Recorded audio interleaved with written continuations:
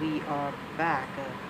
Shortly, the Parliament will convene with a sitting of the House of Assembly this morning. Today is Tuesday, May 26th, 2020. The papers to be laid will be laid by the Honourable Prime Minister and Minister for Finance, Economic Growth, Job Creation, External Affairs and the Public Service. Also the Honourable Minister for Economic Development, Housing, Urban Renewal, Transport and Civil Aviation. The Honourable Minister for Agriculture, Fisheries, Physical Planning and Natural Resources and Cooperatives, and the Honourable Minister for Commerce, Industry, Enterprise Development and Consumer Affairs.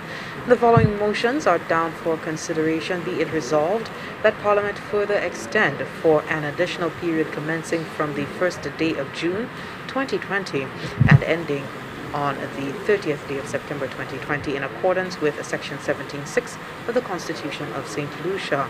Cap 101, the Constitution of St. Lucia, extension of Resolution of Parliament approving Declaration of State of Emergency, passed as statutory instrument number 60 of 2020 that extended the state of emergency for an additional period commencing from the 27th day of April 2020 and ending on the 31st day of May. This is the second time that Parliament will be convening to extend the state of emergency in St. Lucia. Parliament is also convening for seeking authorization for the Prime Minister, for the Minister of Finance to borrow by means of advances sums not exceeding $85 million from commercial banks for a period of 6 months from the date hereof, which sums shall be charged on and paid out of the consolidated fund. Also, Parliament is seeking authorization for the Minister for Finance to borrow the sum of US $29 million by way of a rapid credit facility loan from the International Monetary Fund for the purpose of capital and recurrent expenditure. This loan is repayable at a 0% interest rate, inclusive of a 5.5-year grace period with a final maturity of 10 years, and semi-annually through a standing authorization to the International Monetary Fund to debit St. Lucia's XDR account with the amount of all financial obligations to the International Monetary Fund for the rapid credit facility loan as the financial obligations fall due. The following bill is also down for consideration: Citizenship by Investment Amendment Bill. It was scheduled to begin at 10 a.m. Unfortunately, we have had to have a late start. We've been on standby since we concluded our COVID-19 response report this morning. Please note that there will be a continuation after today's sitting of the House of Representatives. The House of Representatives will also be meeting tomorrow, Wednesday, May 27th from 10 a.m. A sitting of the Senate is also scheduled for Thursday, May 28th, 2020 from 10 a.m. Now, in keeping with the protocols established by the authorities for the continued management of the coronavirus COVID-19 crisis, and with a view to ensuring that there are established protocols, members of the public are not allowed in the chamber during the sittings. Kindly note that the public can view the live proceedings on the National Television Network, NTN, Channel 122, the Government of St. Lucia Facebook page and YouTube channel. Merci tellement, Jesse. Encore, nous allons dire bienvenue et merci pour vous qui avez NTN, vous qui suivez nous sur Facebook, et puis pour ces gens qui écoutent sur radio. Vous pouvez bien savoir, bon matin, nous allons présenter le rapport nous hot concept. Et raison pour ça, c'est parce que vous avez pour le gouvernement de venir ici deux fois pour venir pour ajouter état de secours. Nous avons parmi les ministres qui sont responsables pour finance, parmi l'autre bagaille du secteur public là, ensemble puis ministre qui est responsable pour commerce et puis développement, et puis là il vient pour ministre qui est responsable pour ressources naturelles, pour coopérative, et puis yo kay présenter parmi l'autre bagaille motion kay la jodi, mais ça qui bien important que ça chaque monde kay expliquer pour c'est là vini yon dans ces motion là vini pour ajouter état de secours et là le ministre a proposé que c'est premier ministre honorable Alan Chasney qui a proposé pour ajouter état de secours qui a commencé le 1er juin pour le 30 septembre. et puis pour la peine nous avons tout le monde ici nous avons espéré mettre affaire dans Kai Concert, ça c'est Speaker House là quand il Kai entrer pour tous ces gens parlement ici et puis nous avons pour un pause pour à présent quand bagaille commencer ici messieurs dames monsieur Andy Daniel ici qui c'est mon qui est responsable pour affaire ici quand nous avons vier pour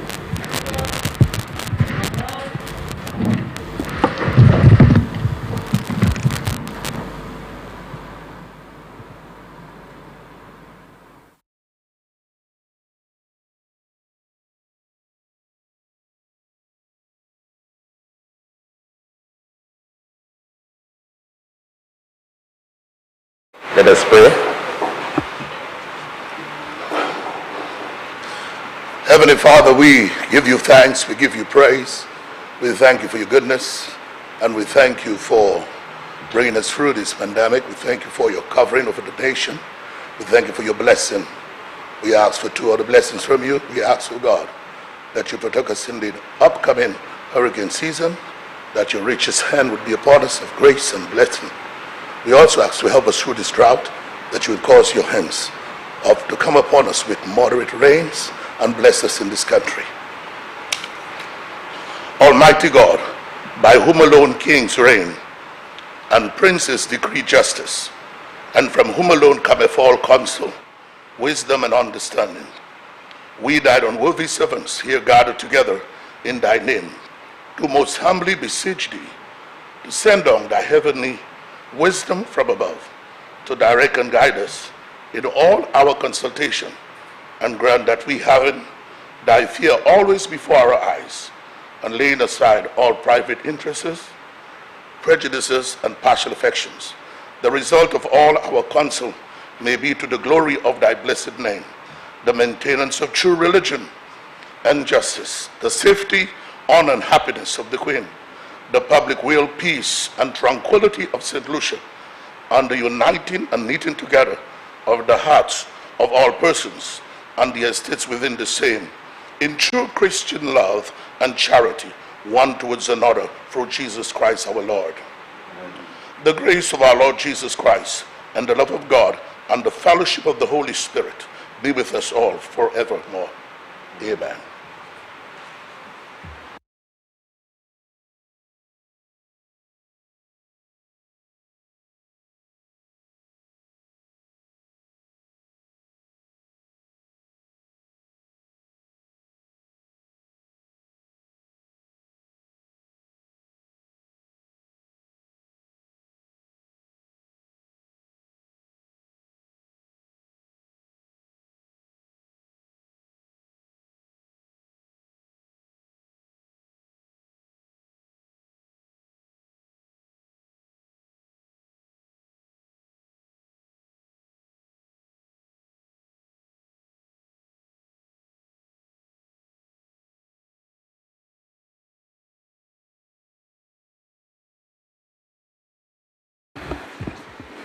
Good morning, honorable members.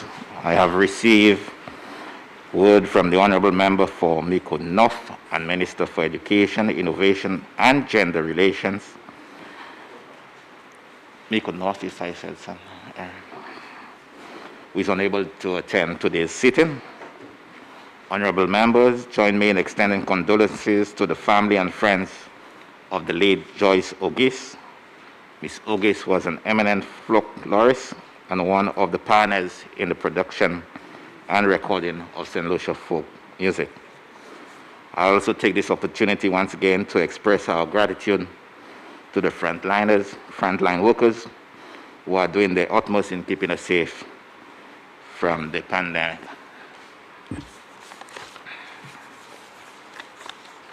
Statement from ministers.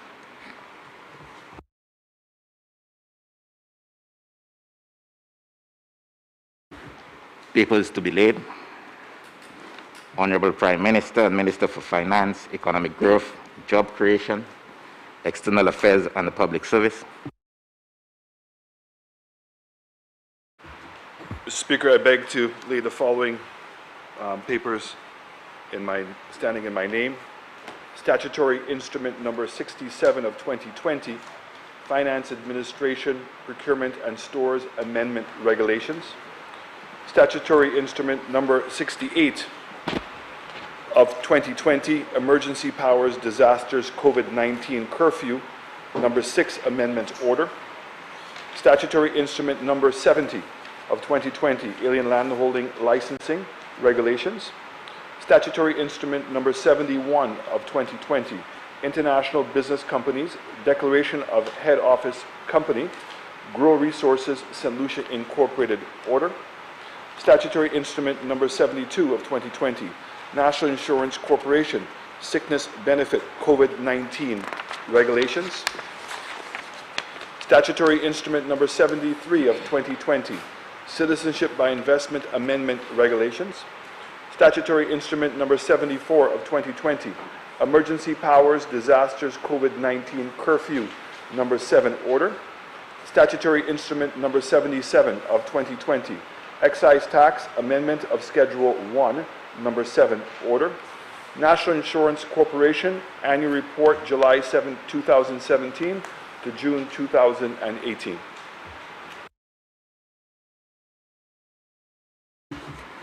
Honorable Minister for Economic Development, Housing, Urban Renewal, Transport and Civil Aviation.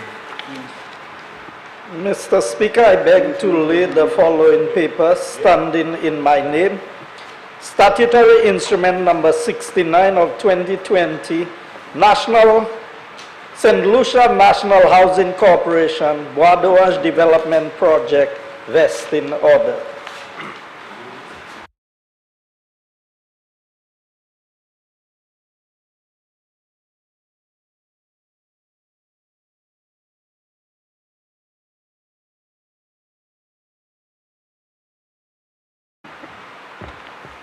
Honorable Minister for Agriculture, Fisheries, Physical Planning, Natural Resources and Cooperatives.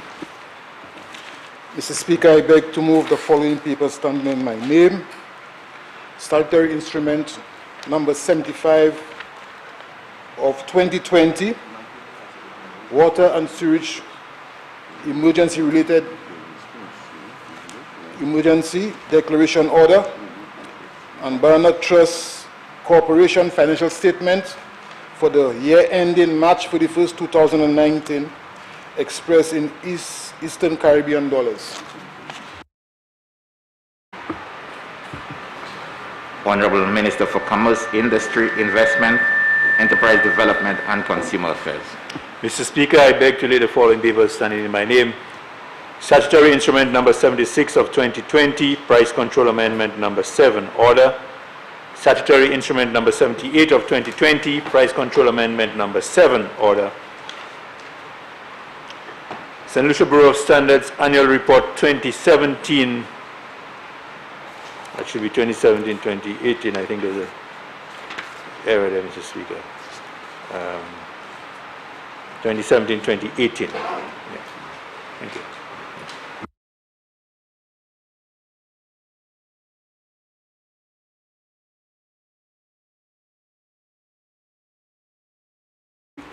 Motions. Honorable Prime Minister.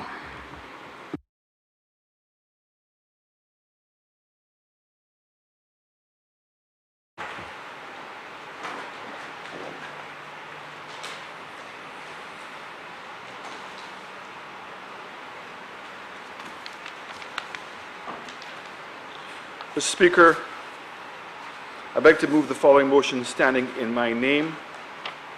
Whereas it is provided by Section 17(1) of the Constitution of St. Lucia, Cap 101, and that the Governor General may, by proclamation which shall be published in the Gazette, declare that a state of emergency exists for the purposes of Chapter 1 of the Constitution of St. Lucia, Cap 101. And whereas it is further provided by Section 17(3) of the Constitution of St. Lucia, Cap 101, that the declaration of emergency shall lapse. A, in the case of a declaration made when Parliament is sitting, at the expiration of a period of 7 days beginning with the date of publication of the declaration, and B, in any other case, at the expiration of a period of 21 days beginning with the date of publication of the declaration. unless it has, in the meantime, been approved by resolutions of the Senate and the House. And whereas it is further provided by Section 17(6) of the Constitution of St. Lucia, Cap 101, that a resolution of the Senate or the House passed for the purpose of Section 17 shall remain in force for 12 months or such shorter period as may be specified in the resolution. B, a resolution under paragraph A may be extended from time to time by a further resolution, each extension not exceeding 12 months from the date of the resolution affecting the extension. And whereas the Governor General, by proclamation, declared a state of emergency that was published in the Gazette on the 23rd day of March 2020 as statutory instrument number 39 of 2020, containing declaration that a public emergency has arisen as a result of the occurrence of 2019 COVID, an infectious disease commonly known as COVID-19. And whereas the declaration of emergency is made when Parliament is sitting and will expire at the end of the period of 7 days, beginning with the date of publication of the declaration, unless the declaration is approved by resolutions of the Senate and the House.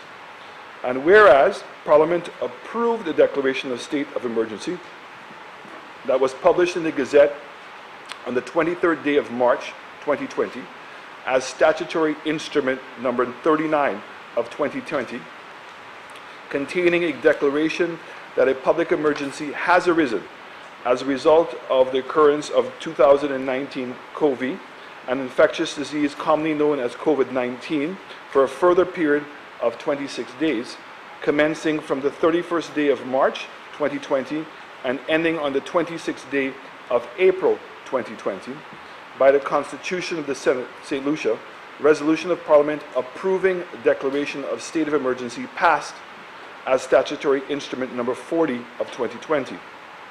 And whereas Parliament extended for an additional period commencing from the 27th day of April 2020 and ending on the 31st day of May 2020, in accordance with the Section 17(6) of the Constitution of St. Lucia, Cap 101, the Constitution of St. Lucia resolution of Parliament approving declaration of state of emergency passed as statutory instrument number 39 of 2020, containing a declaration that a public emergency has risen as a result of the occurrence of 2019 nCoV, an infectious disease commonly known as COVID-19, for a further period of 26 days, commencing from the 31st day of March 2020 and ending on the 26th day of April 2020. And whereas it is necessary to further extend an additional period commencing from the 1st day of June 2020 and ending on the 30th day of September 2020, in accordance with Section 17(6) of the Constitution of St. Lucia, Cap 101, the Constitution of St. Lucia, extension of resolution of Parliament approving declaration of state of emergency passed as statutory instrument number 60 of 2020, that extended the state of emergency for an additional period commencing from May 27th, day of April to 2020 and ending on the 31st day of May 2020. Be it resolved that Parliament further extends for an additional period commencing from the 1st day of June 2020 and ending on the 30th day of September 2020, in accordance with Section 17(6) of the Constitution of St. Lucia.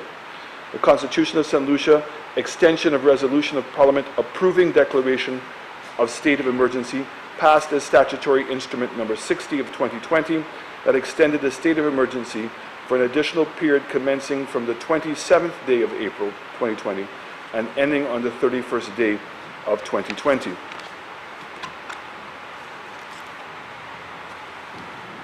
May I get this?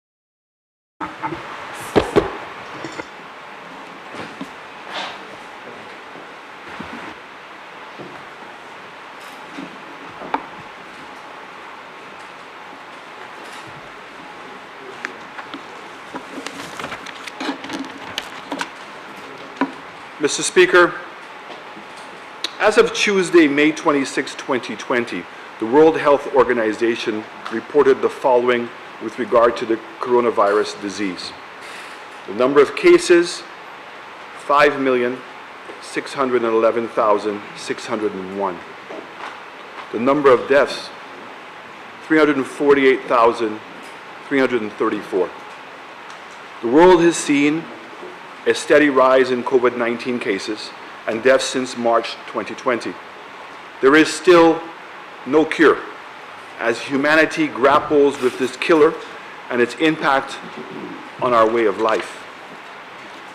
Despite St. Lucia's success in keeping the number of cases at 18, it is envisaged that St. Lucia, like the rest of the world, will experience recurring waves of the virus as we delicately lift and adjust, where necessary, the public health and social measures that were implemented to contain and reduce the transmission.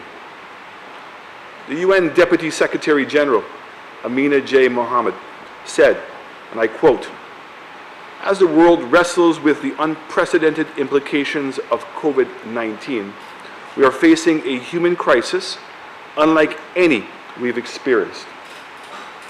And our social fabric and cohesion is under stress. We have moved to a recession that will be worse than the one that we experienced in 2008, end of quote. These statements ring very true and echo the assertion in my April 8th address to the nation when I stated in summary, and I quote, "The outbreak of COVID-19 has created two crises.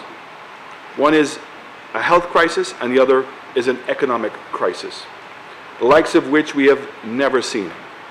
In attempting to deal with the health crisis, we're confronted with the realities of the way this disease spreads. These conditions have caused a complete shutdown of cities, countries, and in fact the world.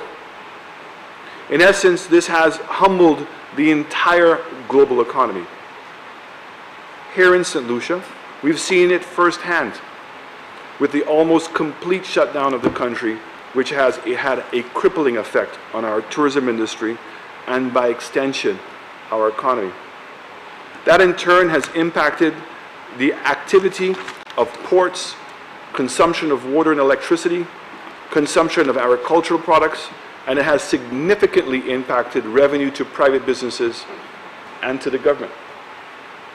On January 30th, 2020, the WHO declared COVID-19 a public health emergency of international concern.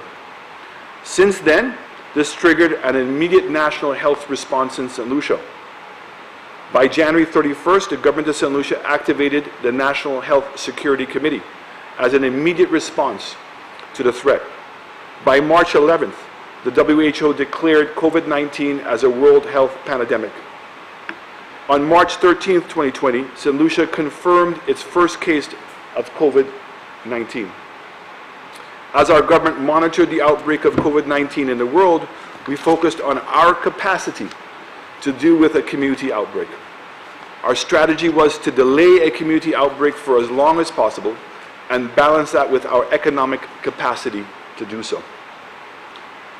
We never thought for a minute that St. Lucia would have been spared of COVID-19, and so we carefully planned our let me repeat that again, Mr. Speaker.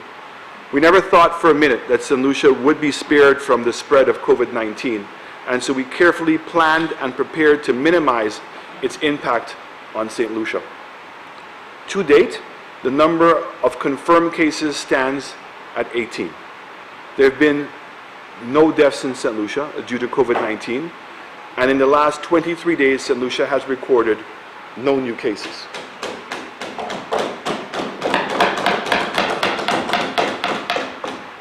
This success has much to do with the declaration of the state of emergency. Our government's early planning and preparation, undertaken by the tireless efforts of our essential service workers and the willingness of our fellow St. Lucians to adhere to the protocols put in place over the past few weeks, also cemented our accomplishments.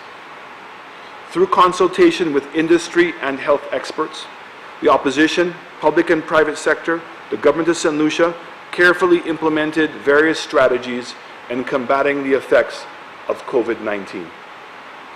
This took the form of a creation of a command center, the declaration of a state of emergency on March 23, 2020, closing of our borders, the distribution of care packages to the vulnerable population, strengthening of security and health forces, the imposition of curfews, the closure of non-essential businesses, the identification and designation of adequate quarantine facilities, and most importantly, the opening of OKEU Hospital to facilitate the transformation of VH into a respiratory center.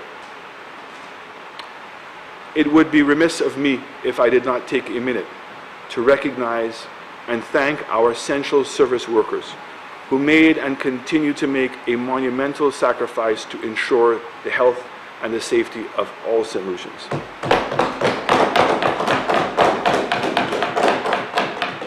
And with your permission, Mr. Speaker, I would like all members to join me and stand and applaud the workers. Honourable members, let us just recognize.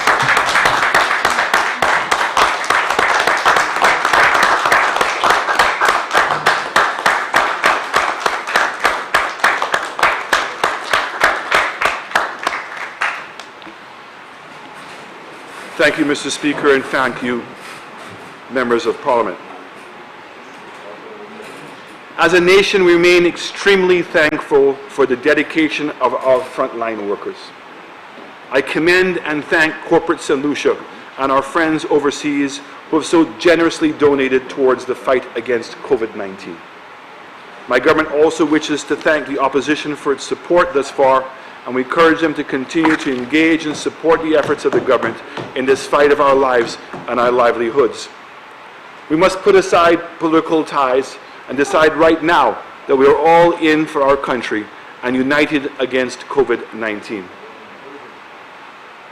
By way of a report to this Parliament, once the WHO declared COVID-19 a public health emergency of international concern, the following key strategies have been implemented by the government of St. Lucia in the fight against COVID-19.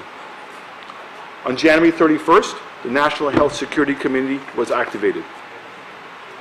February 28th, we activated the National Emergency Management Advisory Committee, NEMAC. March 16th, the 311 call center was activated to receive calls on COVID-19.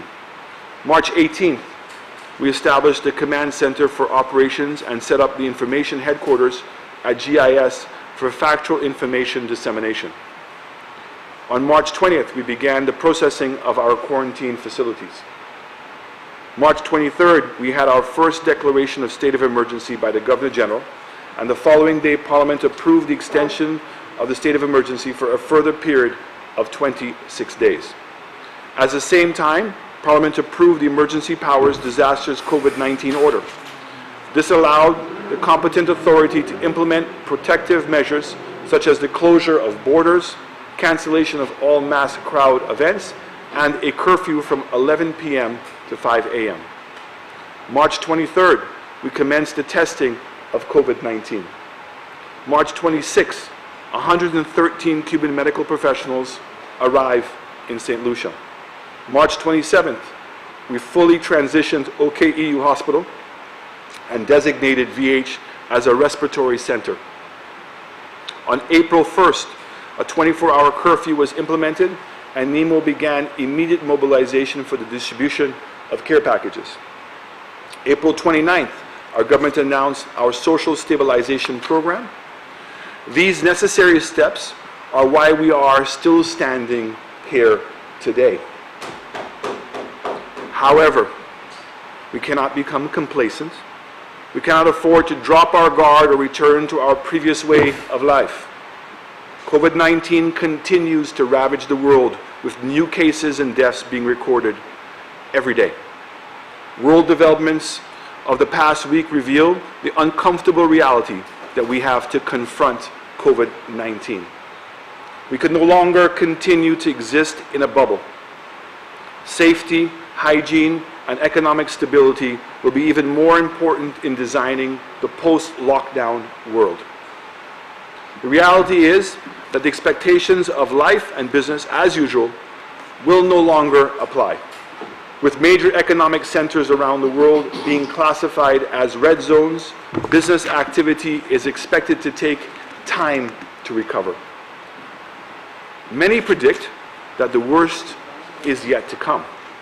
We must therefore prepare adequately and be responsible in our approach. WHO Emergencies Director Dr. Mike Ryan has warned against trying to predict when the virus would disappear. He stated that the coronavirus may never go away. He added that even if a vaccine is found, controlling the virus will require a massive effort, and that this virus may become just another endemic virus in our communities. Speaking also at the same briefing, the WHO Director General stressed it was still possible to control the virus with effort, but warned that there was no guaranteed way of easing restrictions without triggering a second wave of infections. Let me repeat that again, Mr. Speaker. The Director General stressed it was still possible to control the virus with effort, but warned that there was no guaranteed way of easing restrictions without triggering a second wave of infections. He added, many countries would like to get out of the different measures, but the WHO recommendation is still that the alert of every country should be at the highest level possible. Mr. Speaker, the all clear has not been given. Our strategy has now shifted, and in the words of our Chief Medical Officer, Dr. Sharon Belmar-George, and I quote, although at this point we have flattened our curve, as we lift the public health and social measures that were implemented to contain and reduce transmission, we anticipate the resurgence of cases with the opening of the borders, as most countries remain in active infection. Also, our population remains susceptible to COVID-19, so the risk of transmission once introduction occurs is likely. Our CMO further advises that based on the new current evidence, it is envisaged that we progress and move from one phase to another. We will experience, it is envisioned that as we move and progress from one phase to another, we will experience recurring epidemic waves with continuous low-level transmission. Therefore, our efforts must ensure we maintain the waves as low and manageable as possible so as not to overwhelm our healthcare system. The CMO went further to advise this would require an efficient system to ensure the rapid implementation of measures which the state of emergency allows. This includes the curfew, the use of zones if necessary, or any scale-back measures. Governments across the region are working to balance public health protection with the need to protect jobs and our economies. To this end, St. Lucia has adopted a phased approach to a new normal. Much of it is fluid and requires quick and sound decisions. It is evident that much of the progress we have made thus far was effectively achieved through a state of emergency.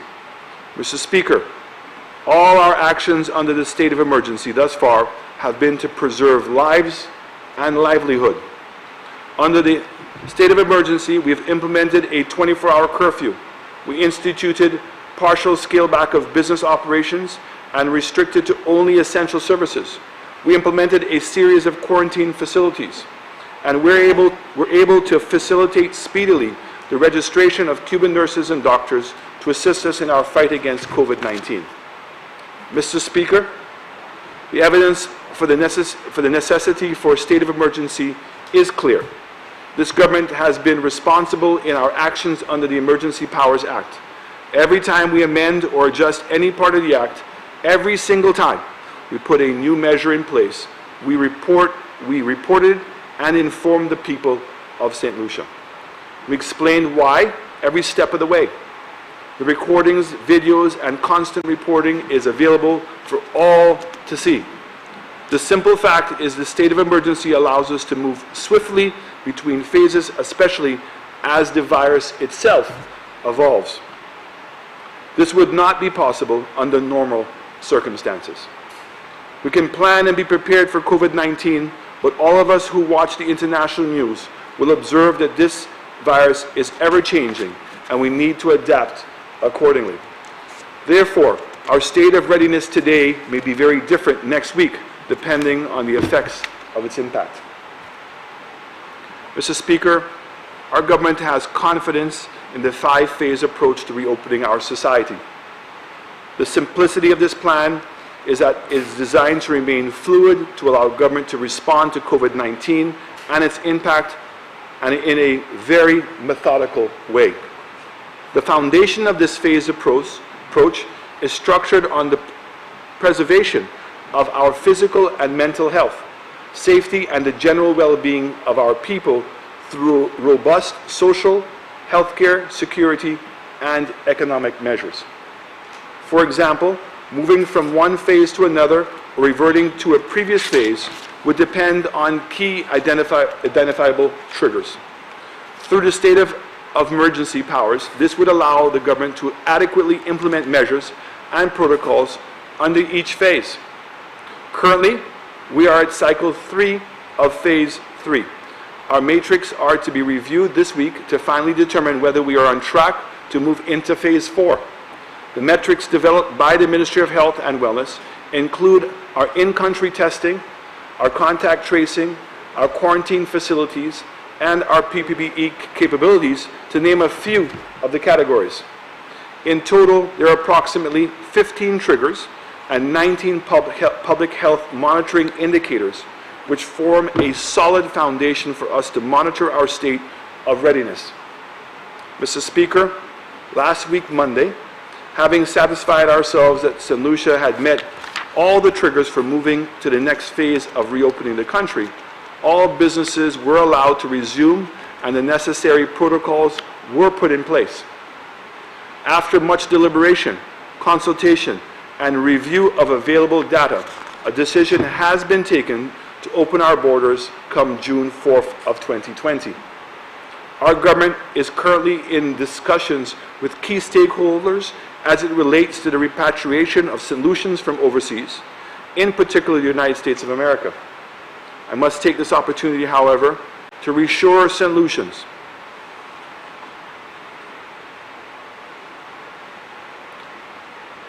locally. I must take this opportunity, however, to reassure St. Lucians locally that the decision to open our borders and to repatriate St. Lucians from overseas has many conditions attached to it. We've engaged the airlines, and we're relying heavily on them to be very robust partners to ensure that there is a containment-free corridor between when a passenger leaves their country of origin to their arrival in St. Lucia. All people coming into St. Lucia will be required to show proof of a negative COVID-19 test result within 48 hours of travel, and strict measures of physical distancing will be enforced. Further, there will be enhanced monitoring at our ports, as well as mandatory quarantine measures for people arriving. We, however, remain cautious that with such a reopening comes the dangers of possible spread of the virus. That is a reality. The entire world is grappling of how best to reopen. Economies are crashing, businesses are closing, thousands have become unemployed. St. Lucia has not been spared from this economic fallout. We cannot remain stagnant. We must be vigilant in our preparation for the new normal, but must also be cognizant of the risks that lie ahead. We must have the capacity to trigger quick and appropriate responses in the implementation of new protocols and guidelines of operation within the sectors of society. To achieve this, we need to have effective monitoring and enforcement capabilities. Mr. Speaker, as a nation, we must ask ourselves, one, what are we trying to achieve? To save lives and livelihoods? Hence, we must adequately manage healthcare system to ensure that it's not overwhelmed and rebuild our economy at the same time. Two, how are we going to achieve this? The plan for our 5-phased approach with the necessary goals in each phase and the triggers to move forward and the triggers to revert. This plan only works if we're under a state of emergency. How will we know when we are on track? Constant monitoring and evaluation of our 15 triggers and the 9 public health monitoring indicators. If we're not on track, what are we going to do about it? Our weekly routines will keep us focused on what is important, allow for small incremental steps or changes where necessary. At this stage, a state of emergency becomes critical to allow for flexibility to pull back and make changes where necessary. Having examined the actions of our neighbors in the region and internationally, it is clear that a state of emergency is the best mechanism in securing timely and seamless execution of protocols and guidelines. Mr. Speaker, a state of emergency is no small matter. A state of emergency comes as a result of a declaration by government in response to an extraordinary situation posing a fundamental threat to our country. In our case, we face 2 fundamental threats, a pandemic and secondly, the risk of a financial and economic crisis. It remains one of the most, if not the most effective mechanisms in dealing with events which pose a fundamental threat to our country, and it reminds us all to remain vigilant.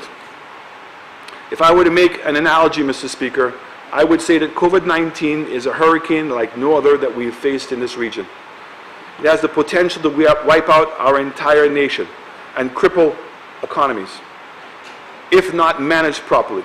Like a hurricane, the best chance of survival is to prepare. A state of emergency for the next 4 months will allow us to continue to implement and adequately monitor the effectiveness of the measures we've put in place and to make quick adjustments as required. Mr. Speaker, some may ask, why 4 months? As we strive to reopen St. Lucia under a phased approach, we're guided by the rest of the world. With many countries in the world moving to reopen their borders and the waves of recurring infections, it is important that St. Lucia is able to react quickly by implementing the necessary measures to reduce and contain the spread of this virus.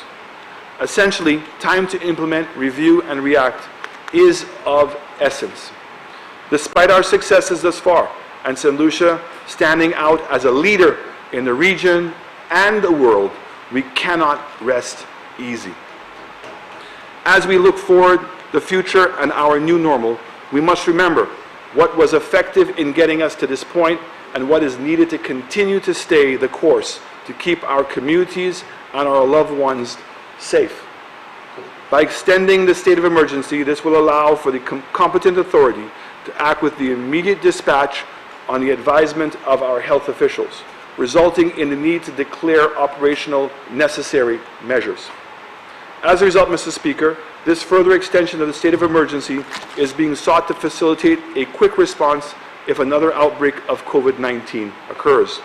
This extension will also permit the continuance of the assistance provided by the Cuban medical team, who is authorized to work only during the state of emergency, thereby strengthening the personal capacities of the health sector during the volatile period. On this basis, the state of emergency is proposed to continue from June 1st, 2020 to the 30th of September 2020. As a government, we reassure the people of St. Lucia that we will constantly scrutinize the situation and our performance with the view to reducing the time frame if we continue to see positive trends. As we have been doing throughout this crisis, we will keep you informed always and on any amendments.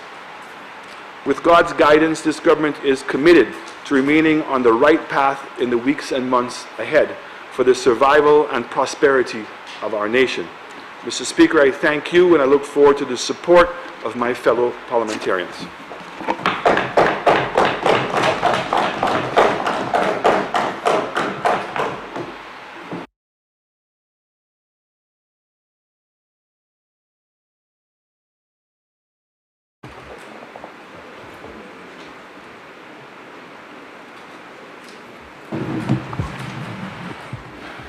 Honourable members, the question is that Parliament further extend for an additional period commencing from the first day of June 2020 and ending the 30th September 2020 in accordance with Section 17(6) of the Constitution of St. Lucia, Cap 1.01, the Constitution of St. Lucia, extension of resolution of Parliament approving declaration of state of emergency passed as statutory instrument number 60 of 2020 that extended the state of emergency for an additional period commencing from the 27th day of April 2020 and ending on the 41st day of May 2020.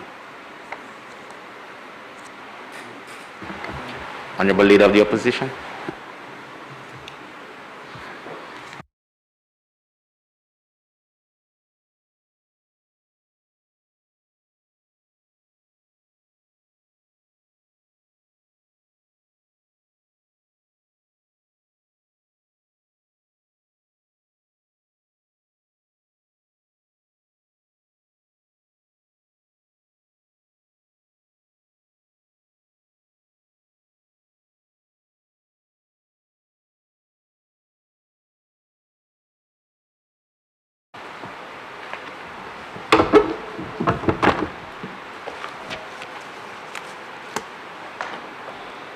Thank you, Mr. Speaker. Mr. Speaker, if you did not live in St. Lucia and you listen to the Prime Minister, you might almost believe what he is saying is the truth, the whole truth, and nothing but the truth. But sadly, we live in St. Lucia.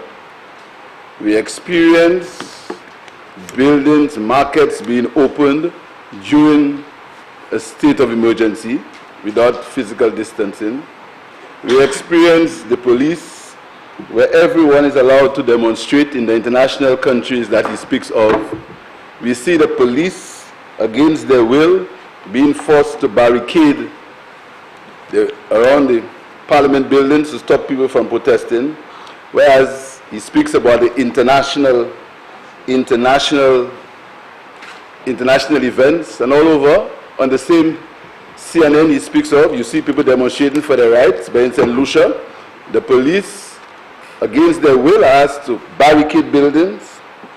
We see, during the state of emergency, buildings being demolished and all sorts of actions that are against the protocols. But the Prime Minister stands up and in his most pious voice tries to convince the people of St. Lucia that the state of emergency is only for COVID.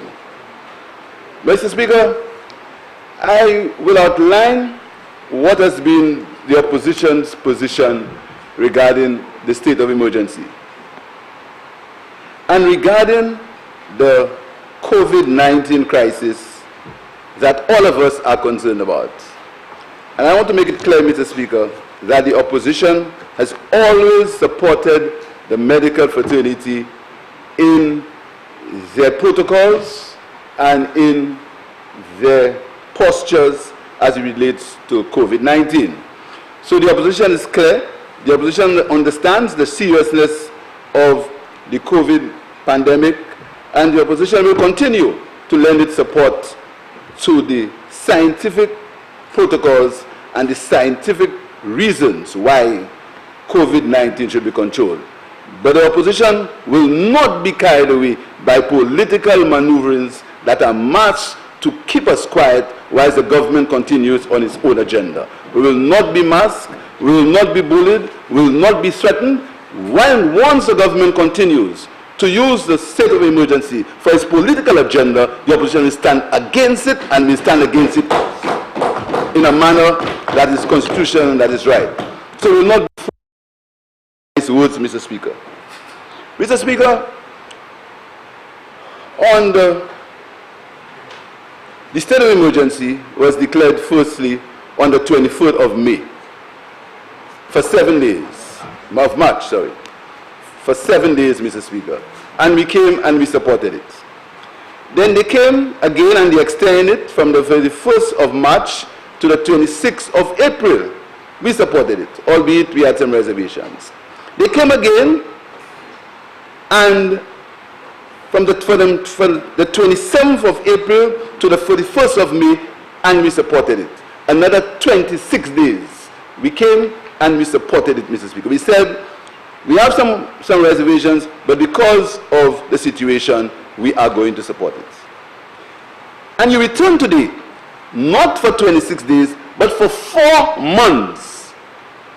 From the 1st of June to the 30th of September, for 4 months, and you give the same reasons that you gave for extending it for 26 days, now you want for 4 months. The question is, why 4 months on this occasion and not 26 days, Mr. Speaker?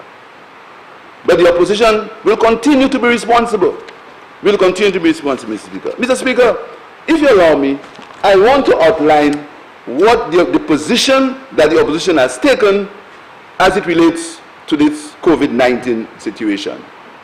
I want to outline, Mr. Speaker, because you know, on the outside, when they come in, they speak glibly. On the outside, Mr. Speaker, they give the impression that the opposition, and some member in this parliament said it, the opposition would like COVID-19 to get worse. The opposition, they come and they give these nice speeches, Mr. Speaker, but on the outside, what they don't understand, what they say is very much different, Mr. Speaker. Allow me to outline what the opposition has done in relation to COVID-19.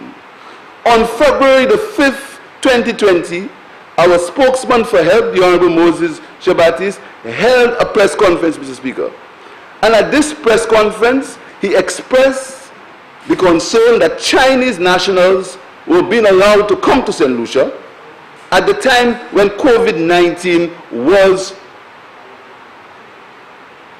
in China, Mr. Speaker. The Honorable Moses Shabatis, the member for Vieux North, had held a press conference, and he said that we should close our borders to China as the other Caribbean countries, Jamaica and Trinidad, has done. The Honorable Moses Shabatis asked the following questions. Is there truth in the speculation that Chinese nationals, some of who are connected to the DSH, were allowed to land in St. Lucia deliberately before the announcements of restrictions by the government? The Honorable Shabatis also said, will the government take immediate measures to assess these nationals who may have returned from infected countries even if they came before the date of the restrictions? He was called an agent of doom and gloom. It was said that we were spreading panic, Mr. Speaker, when the Honorable Moses Shabatis asked these questions, Mr. Speaker.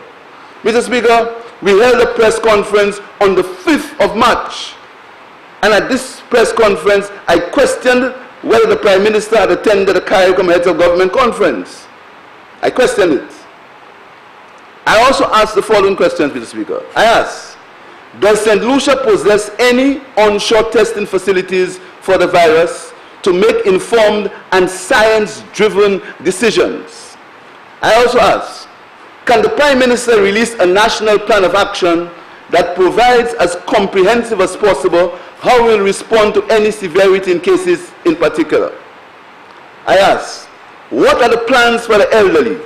Is there any special training for home caregivers and additional support to make sure our elderly receives that highest level of priority? I also asked, what are the plans for the homeless and people who are on the streets? Are the schools being provided with soap and other disinfectants and ensure there is a constant supply of water at all schools in the event of an outbreak? If there is an outbreak, at what point will school be closed? If there is an outbreak and schools are closed, what happened to students who will be sitting CSC and CAPE exams? If there's an outbreak at a ministry, what would happen? Do we have a public service response plan? I asked that from March the 5th, 2020. I also asked, are our medical personnel adequately equipped with protective gear and other equipment? Have we organized adequate isolation and quarantine facilities? Is there adequate monitoring at all points of entry? Has the government prepared a substantial information dissemination plan for the public? I asked these questions, Mr. Speaker, on the 5th of March 2020. I also asked, on the 5th of March, Mr. Speaker, I asked these questions. Then we held a town hall meeting in Dennery North, Mr. Speaker, and these questions had not been answered. And I said that in my opinion, St. Lucia was the worst prepared for the COVID-19 virus. Instead of, Mr. Speaker, understanding what I said and respond to these questions, they played politics. They played politics between me and the member for Dennery North. That was the entire situation, playing politics. Instead of answering the questions, Mr. Speaker, that is what they played. They played politics as usual. Everything for this government is politics, and they mask under the hypocrisy of no politics, no politics. Everything for this government is for us, Mr. Speaker. Mr. Speaker, I addressed the nation on March the 15th, 2020, and when we had the first and second confirmed cases of COVID, and that was a cause for concern, Mr. Speaker. Mr. Speaker, Prime Minister telephoned me, and we discussed attendance at a NIMAC meeting. And I said to him that I would attend the NIMAC meeting, Mr. Speaker. At that address to the nation, Mr. Speaker, I urged the government to put together a COVID-19 special task force involving government agencies, the opposition, civil society, churches, health professionals, and to guide the way forward. Mr. Speaker, I also urged the Chief Medical Officer that she is the authority on such matters, and at no time she should be swayed by politics or political considerations. On the 16th of March, Mr. Speaker, I attended the NIMAC meeting. And at the NIMAC meeting, I made the following recommendations. I said, first and foremost, we must ensure that travel restrictions are placed on countries worst affected with the virus. I said the St. Lucia Labour Party strongly recommends that the government put additional travel advisories, and these be applied to persons with a travel history from the United Kingdom, the United States, and all affected European countries. I also said that returning nationals from countries where travel advisories have been placed should be properly monitored. I advise that we close our borders to all cruise ships for the next 2 months and limit the number of ports of entry into St. Lucia. I said that essential to the control of our ports of entry and the containment of the disease is the ability and capacity to screen arrivals and quickly test potentially infected persons. I also said appropriate technologies such as infrared scanning thermometers are required to improve screening. I said testing is like turning on the light to the disease, and the ability to do testing on island is crucial in the battle to contain the spread of COVID-19. Widespread testing is vital but costly. However, when the lives of our citizens are concerned, costs must not be a determining factor. And I said the Republic of China and Taiwan has been very successful in containing the virus, and the government should approach Taiwan with a view to procuring the necessary testing equipment. And I also said, Mr. Speaker, that St. Lucia has also engaged the government of Cuba for assistance in medical supplies. And I urge the people of St. Lucia to practice good hygiene and social distancing. I also said, we therefore recommend the opposition an immediate suspension of all mass crowd events and large gatherings in the country for the time being. With regards to Carnival, I said the responsible action for the future of the activity in July is to be postponed to later in the year, but we should discuss with the bands, health officials, and other players another date for timing of the event. Businesses and cinemas would also have to practice social distancing in their operations. I said that at that NIMAC meeting, we welcome the early closure of the educational institutions. But I also said it would have been better that our Form 5 and 4 students would have been going home with their laptop computers to complete their assignments and SBAs. I said the St. Lucia Labour Party will suspend all its public meetings and town halls and observe social distancing if we have smaller internal meetings.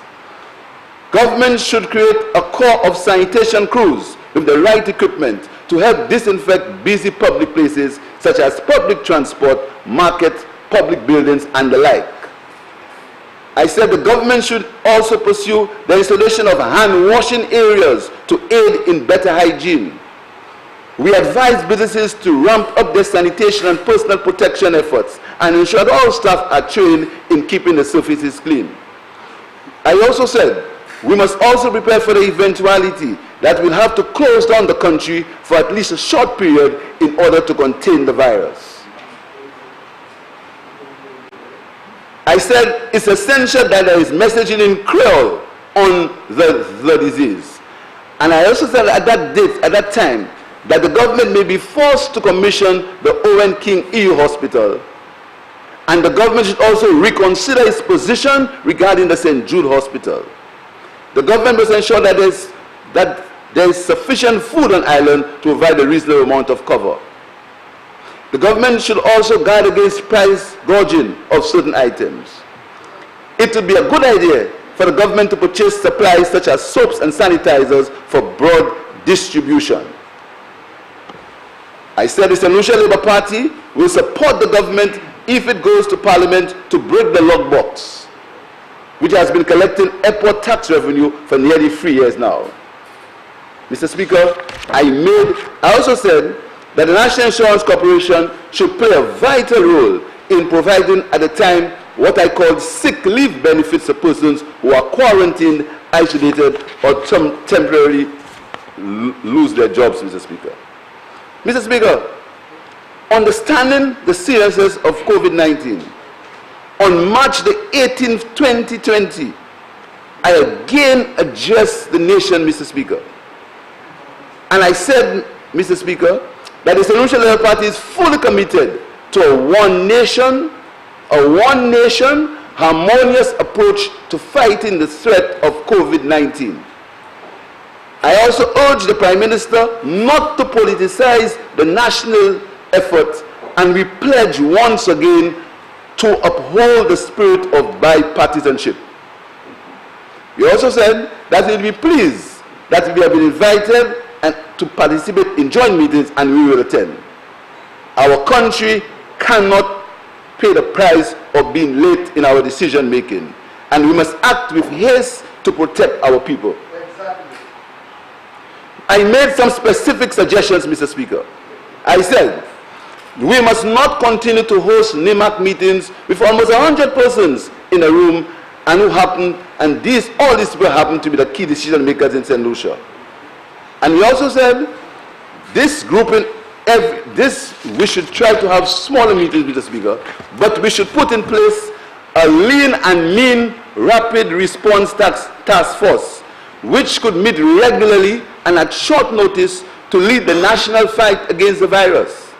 The composition of such a task force should be limited to heads of key agencies along with representatives of government and the opposition. I also said we should not wait for the first evidence of country-to-country transmission of the virus to initiate aggressive social distancing measures.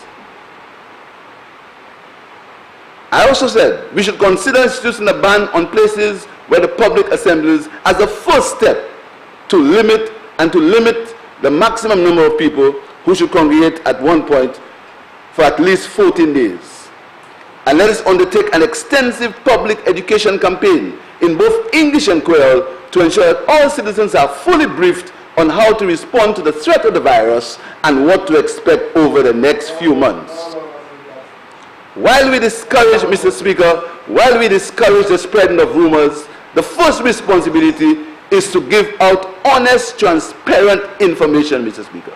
I also said we need a special education campaign for the youth, because they are the ones who feel bold, and these are the ones who will congregate in bars and blocks and on the fields, etc. And I also said that we must announce a preliminary minimum package of benefits to workers who will be displaced by the economic fallout. Already hotels and small businesses are closing down, and we are beginning to feel the pressure, Mr. Speaker. And as a matter of urgency, the Prime Minister must make some policy statements on mortgage deferrals, higher statutory sick pay for workers who are laid off, and help for the self-employed, example, taxi drivers and vendors. Mr. Speaker, we have cooperated, Mr. Speaker, with the government fully. We have not made any statements that would minimize our concern for the health and welfare of the people of St. Lucia and for the containment of the COVID-19 pandemic, Mr. Speaker. So our conscience is clear. We have no issues. Our conscience is clear, Mr. Speaker. Our issues, our conscience is clear, Mr. Speaker. But this morning, this government will come to Parliament to extend the state of emergency for 4 months, Mr. Speaker. But whilst they glibly speak about COVID-19, the devil is in the details. The devil is in the details, Mr. Speaker. Mr. Speaker, under this state of emergency, there is something called a competent authority. And that competent authority, and let me make it clear, and soon in this debate, members of the opposition will outline other pieces of legislation where you can achieve exactly the same things that you can achieve under COVID-19 to protect the people of the nation under COVID-19 with other pieces of legislation. We're going to make it clear this morning, Mr. Speaker, for all to hear, because there are other pieces of legislation in the laws of St. Lucia that will help us, that will assist us in containing COVID-19. I'm taking my time, Mr. Speaker, to outline that, because I know the surrogates, what they will say, that this government, this opposition came into the House of Assembly and opposed the state of emergency because we do not want to contain COVID. I know what they will say, and I know how they will say it, Mr. Speaker. That is why I am taking the time to outline what the opposition has done and how we have advised on this COVID situation, Mr. Speaker. But, Mr. Speaker, I want to take you back to the powers under the state of emergency, Mr. Speaker. It says, in the interest of protecting the public safety and health, the competent authority, in consultation with the minister responsible for finance, may by order waive the application of any rules of law governing the procurement of goods and services. May waive the application of any rules of law governing the procurement of goods and services. The competent authority is defined under Section 2 as the Prime Minister, Mr. Speaker. So the Prime Minister, under the state of emergency, can waive all the procurement rules. He can waive, although under present legislation, on the advice of the Procurement Secretary, the Prime Minister can still provide direct awards, Mr. Speaker. But the state of emergency gives the power not to consult the Procurement Secretary. Can do it on his own. And you tell me that is because you want to contain COVID-19. And you want to extend it for 4 months, Mr. Speaker. but you want to contain COVID-19. So why do you want power just to buy what you want, purchase what you want, Mr. Speaker? And whereas you can still do it, as you have been doing it, Mr. Speaker. You've been given many direct awards, but now you want to waive it completely so you can do more for yourself. More of these buying for yourself, Mr. Speaker. Mr. Speaker, under this state of emergency, it says, the competent authority may, by order, prohibit the assembly of 2 or more persons in a public place in any area specified in the order in the interest of public health. The competent authority, the Prime Minister, may, by order, prohibit the assembly of 2 or more persons in a public place in an area specified in the interest of public health. So in his own discretion, even though he's not a doctor, he can say 2 people can't stay anywhere. But the chief medical officer already has that power. The chief medical officer already has the power to put people in isolation, to quarantine them. But the competent authority wants it also, Mr. Speaker. But in the same vein, they will open a market, Mr. Speaker. In the same vein, they'll open a market. But you've given them the power to say 2 or 3 people cannot congregate in one particular place. That is what the state of emergency does, Mr. Speaker. Although the CMO already has that power, Mr. Speaker. The state of emergency, Mr. Speaker, further states, further allows the competent authority may, by order, impose isolation on all individuals within a particular area on the entire country in the interest of public health. The competent authority may, by order, impose isolation on all individuals within a particular area or on the entire country in the interest of public health. But there are sections 5, 6, and 7 where the CMO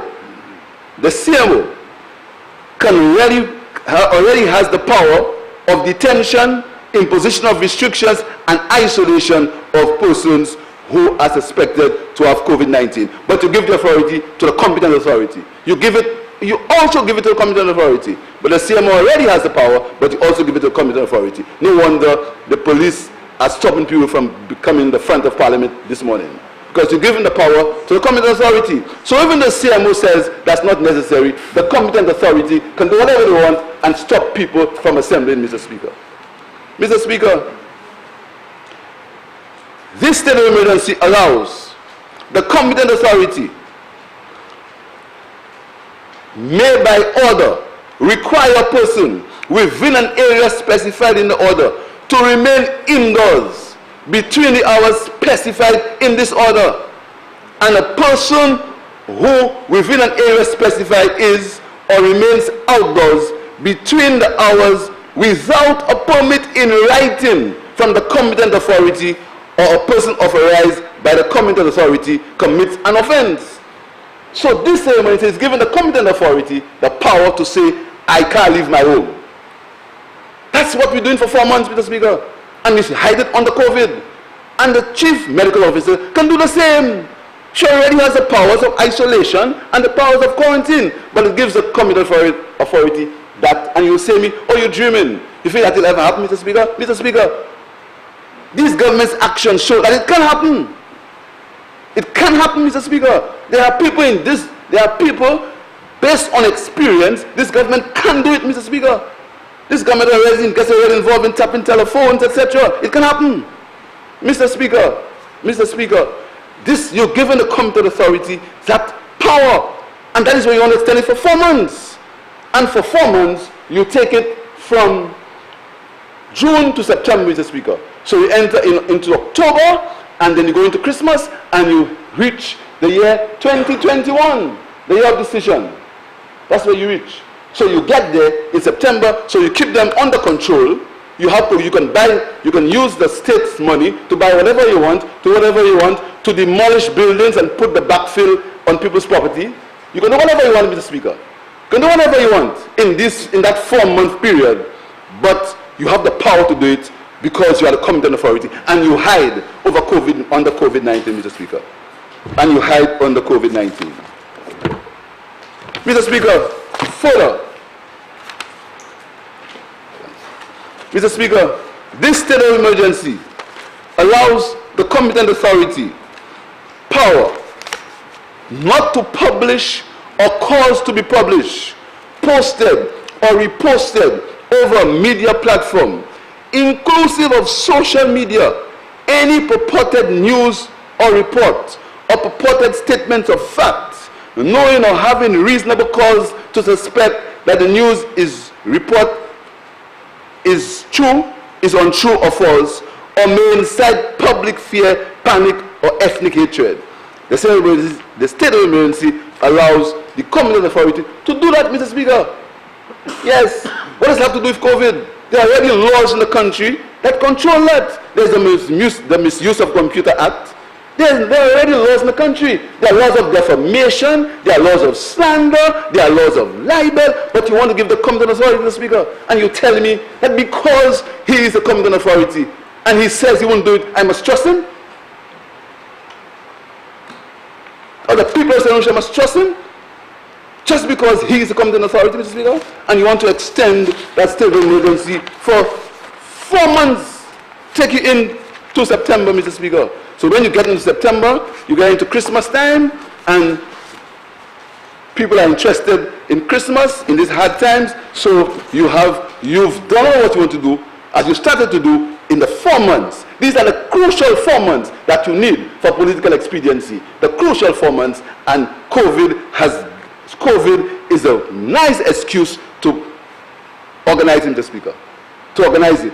COVID is a great excuse. But all the things you have to do for COVID, you can't do it with the CMO. There's no need for any competent authority. The CMO has the power under the law and the power under the Act to have all the measures that you need to do to control COVID-19, Mr. Speaker. Mr. Speaker, if the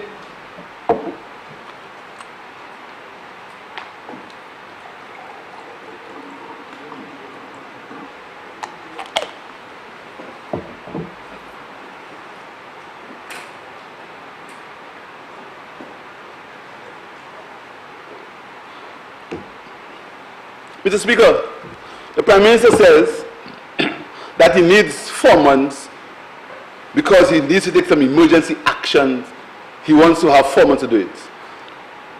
If this House is ever called, Mr. Speaker, and you can vouch for that, and it is because there's an emergency, all members of the opposition will make themselves present regardless of the time of day or night. We'll make ourselves present once it's discussed the people's business, Mr. Speaker.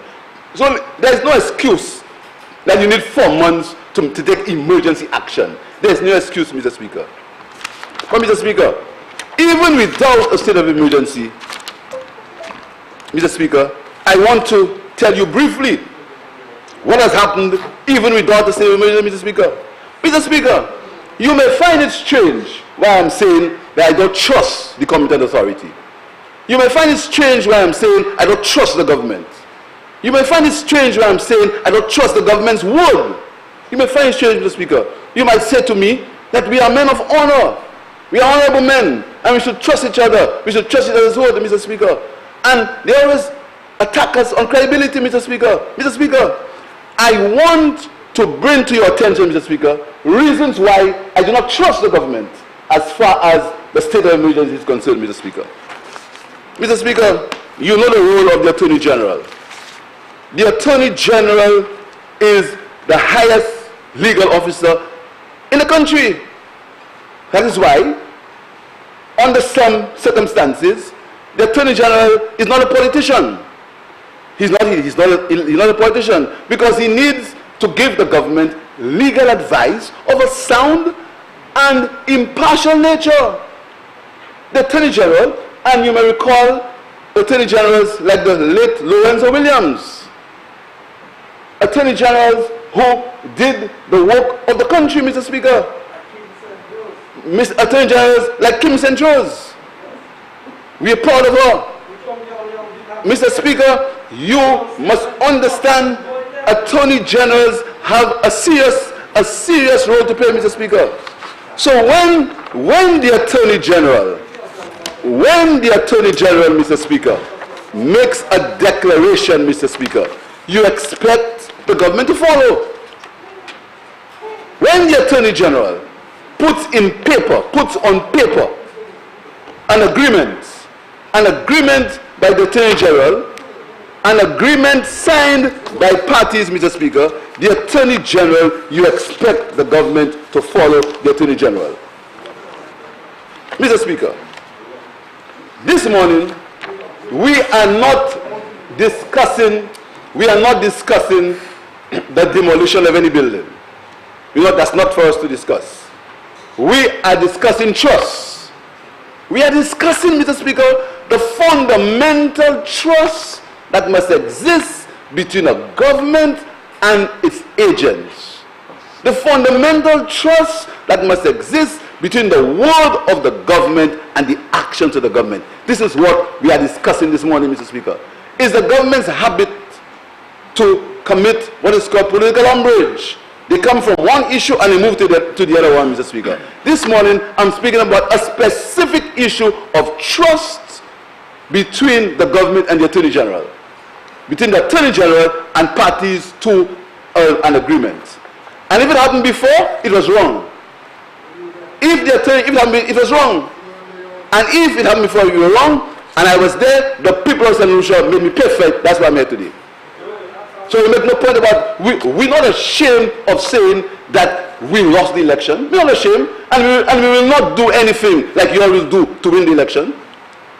We lost the election free and fair, and we lost, and we are in a position, Mr. Speaker. But the plans that you all have, the points that you all have to ensure that you all win the elections, the people of St. Lucia will abort them. The plans that you all have,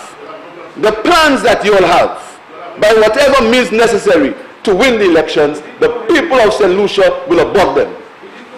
Mr. Speaker, the attorney, of course we want to win. We want to win by discussion, by argument, by fair play, and by a fair electoral process. That's what we want to win by. We don't want to win by... Honorable Leader of the Opposition, what is before us is not elections. Remain. Mr. Speaker, of course we want to win. And the people will make us win. Of course we want to win. Mr. Speaker, so I'm speaking about fundamental trust between the Attorney General and the government representative and the people of St. Lucia. I'm speaking about trust, Mr. Speaker. And not an isolated event, generally trust, Mr. Speaker.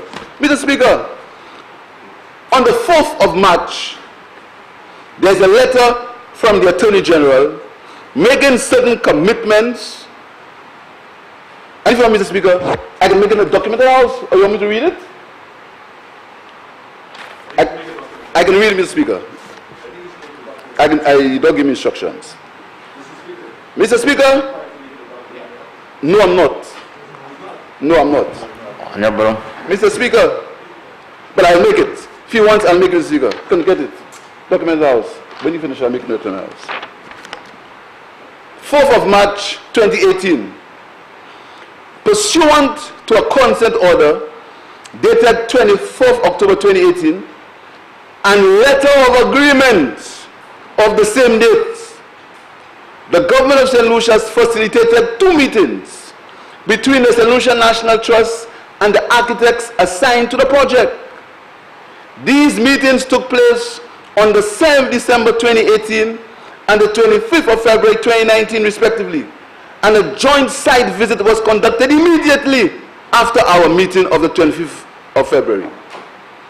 At both meetings, the architects made presentations of the conceptual designs for the police headquarters project. The proposed layout indicates that the former Royal Jail, historic annex, Byron Asylum, and police buildings will be incorporated into the design. This is again consistent with undertakings previously given. In accordance with items 3 and 4 of our letter of undertaking, the St. Lucia National Trust is therefore invited to submit any recommendations concerning the conceptual designs as presented by the architects. I would be grateful if such recommendations could be submitted to my offices by the 5th of March 2019. These recommendations will be considered by the government in developing the final design for the project. Please do not hesitate to contact the undersigned should any further information or clarification be required, and is signed by the Attorney General. Mr. Speaker, I have no issue with the competence or the professionalism of the Attorney General. So I don't want you all to let your surrogates say I was attacking the Attorney General. I'm not attacking the Attorney General. If I want to attack the Attorney General, when the Attorney General gets in politics, we'll do what it is. But right now, he's not in politics. So I don't want you to go and let your surrogates say, I'm attacking the Attorney General. I'm not attacking the Attorney General. I'm attacking the trust that the Attorney General can write a letter and the political directorate can just ignore the letter and go and demolish a building to use the demolished material on the land of certain people. That is what I'm talking about. Demolishing the building and using the demolished building to backfill the land of certain influential individuals in this country. That's what I'm talking about. Mr. Speaker, I also have a copy of the agreement. And I can make a document of the House, Mr. Speaker. And the agreement is signed by the Attorney General, the Development Control Authority, the Commission of Crown Lands, the St. Lucia National Trust, and the contractor. That agreement was signed by the CEO, Mr. Speaker. So we're not talking about destroying buildings and trying to play as if you like the police. Who likes the police more? Who likes the police more than me? My father was a policeman. I went to school on policeman's salary. That's why I don't want you to cut the salary. Because if they had cut the salary of my mother who was a teacher and my father was a policeman, I'll not be where I am today. So I like police. Don't pretend that you don't like policemen. When we started to build police stations, you said we were wasting money. When we began reconstructing police stations, the Marshall Police Station, the station in Marigot, Mr. Speaker, when the Vieux Police Station, you said we were wasting money. You all over the place, wasting money, we should do things for tourism instead. That's what you said. When we decided to build the police headquarters, you said we were getting involved with the Trinidad Mafia because the Prime Minister's wife was Trinidadian. That's what you said on platform. Don't play now that you like the police so much. I love the police. My police. My police. You don't own no police. The police have been paid by the taxpayers of this country, not by you. Don't try this nonsense. My police. The police will not be fooled, Mr. Speaker, will not be fooled by that buff. You love your police dearly. Mr. Speaker, we love the police more than you. I like the police more because my father was a police. So, Mr. Speaker, so we're speaking about trust, Mr. Speaker. And today, Mr. Speaker, this government, because I feel sorry for the Attorney General. Because I know the Attorney General is a man of honor. The Attorney General will not sign a document if he does not have the good faith and you believe that the government would follow the rules, would follow what the document says, Mr. Speaker. But this government, in its arrogance and its vindictiveness and its desire to use the backfill material to put in somebody's land, in that desire, Mr. Speaker, the government has destroyed the building, Mr. Speaker. So we're not arguing about the building. We're arguing about no building. We're arguing about trust, Mr. Speaker. And that is why, find out. You know everything, find out. And that is why, Mr. Speaker, we are speaking about trust. We are speaking about trust, Mr. Speaker. That's what we're speaking about. We're speaking about whether the government's word can be taken. And that is what's important in the state of emergency. The government using the cover of COVID to pursue their own private agendas, not health considerations. We agree.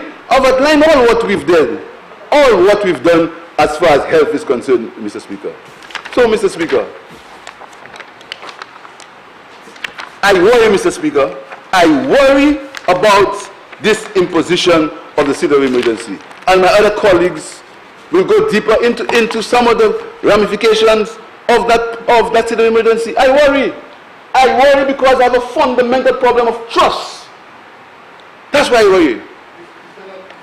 I worry because I have a fundamental problem of trust. I worry because I have a fundamental problem of trust. That's why I worry. I worry because the government's word can't be taken for granted. The government's word can't be taken for granted.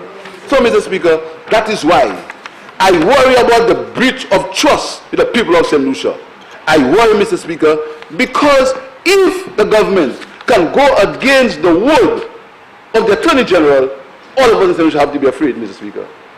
Mr. Speaker, the agreement in the National Trust was that the National Trust would withdraw its case and discharge the injunction it had obtained to prevent the unlawful demolition of the Royal Jail. The trust and good faith, the National Trust withdrew the case, withdrew the injunction on the 25th of October, Mr. Speaker. So, Mr. Speaker, whereas we understand, Mr. Speaker, that the government needs the people to save the people, we need to have powers to protect COVID. But these powers already exist, Mr. Speaker. And to extend the state of emergency, there is an ulterior motive. And that motive is clear. Look what happened outside this morning. What happened outside this morning? The motive is clear. The motive is to stifle the people's rights and to stifle the people's freedoms, Mr. Speaker. That is why. And whereas we want to control COVID, we hate COVID because COVID can affect any one of us. We will not allow the people's rights to be trampled. We will not allow people. And whilst they talk about social distancing, there are people's homes, Mr. Speaker, giving them food. At people's homes, giving them a little bit of food. Playing politics during COVID-19. And you talk about social distancing and you want to protect people, Mr. Speaker. Mr. Speaker, on the 3rd of April, Mr. Speaker, I wrote the Prime Minister, for which I have not got any response. I have not got any response, Mr. Speaker. And I wrote him, Mr. Speaker, urging him, Mr. Speaker, and I want to read the final, a paragraph in that letter, Mr. Speaker. We as leaders of this country cannot ignore the plight even as we are engaged in battling COVID-19 on the health fronts. We must act simultaneously.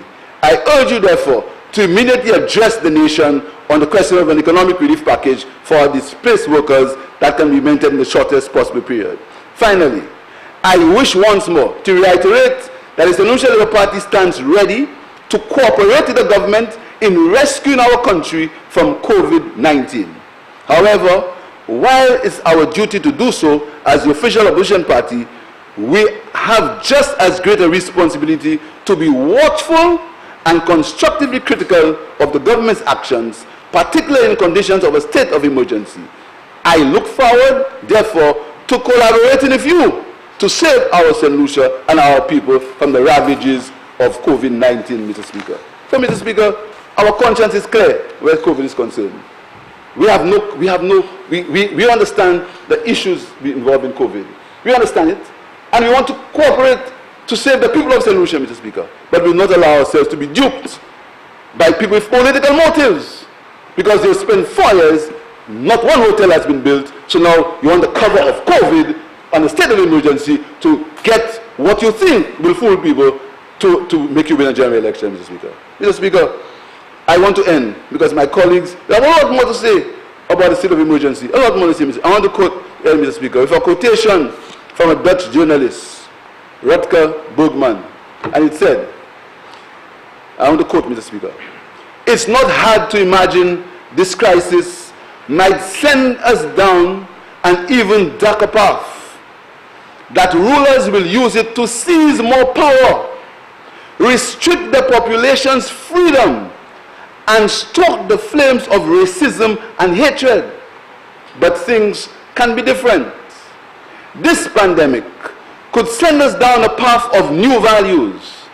A space has opened up for a different, more realistic view of human nature that humankind has evolved to cooperate. It's from that conviction that all the rest can follow. A government based on trust, a tax system rooted in solidarity, and the sustainable investments needed to secure our future. Mr. Speaker, it's in this light that this opposition party will not support the imposition of the state of emergency for another 4 months, and we look to the day when this government will be able to be trustworthy, when this government will stop wanting to make people cry, when this government will stop, Mr. Speaker, and the people of St. Lucia shall prevail. I thank you, Mr. Speaker.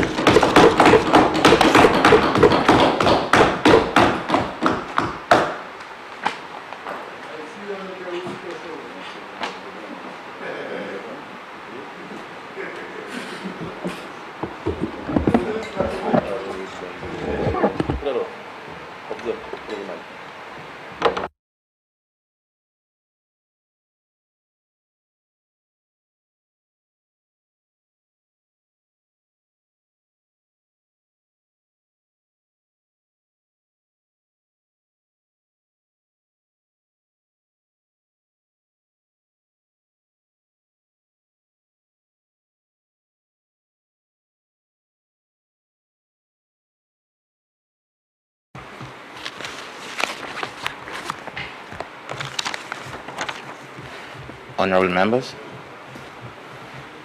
Honorable Member for Dennery North.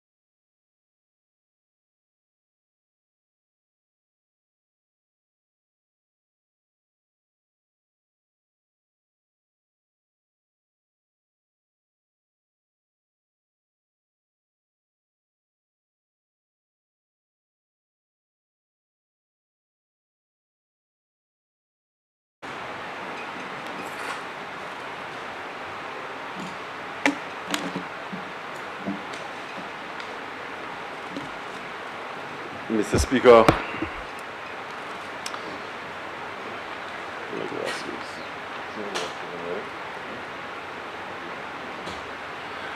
Mr. Speaker, I rise on behalf of the people of Dennery North to denounce and condemn the arbitrary extension of the state of emergency. And Mr. Speaker, I do so at a time when emotions are running high in the country. There is a restlessness in St. Lucia today as we speak.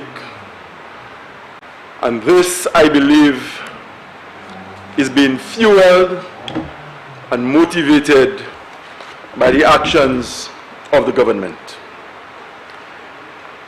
Mr. Speaker, we all have accepted and embraced the fact that the coronavirus, or COVID-19 as we call it,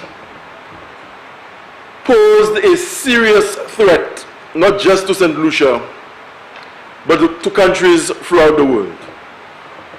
We all saw what happened in Europe, Italy to be specific. We saw what happened in New York and other countries in the world.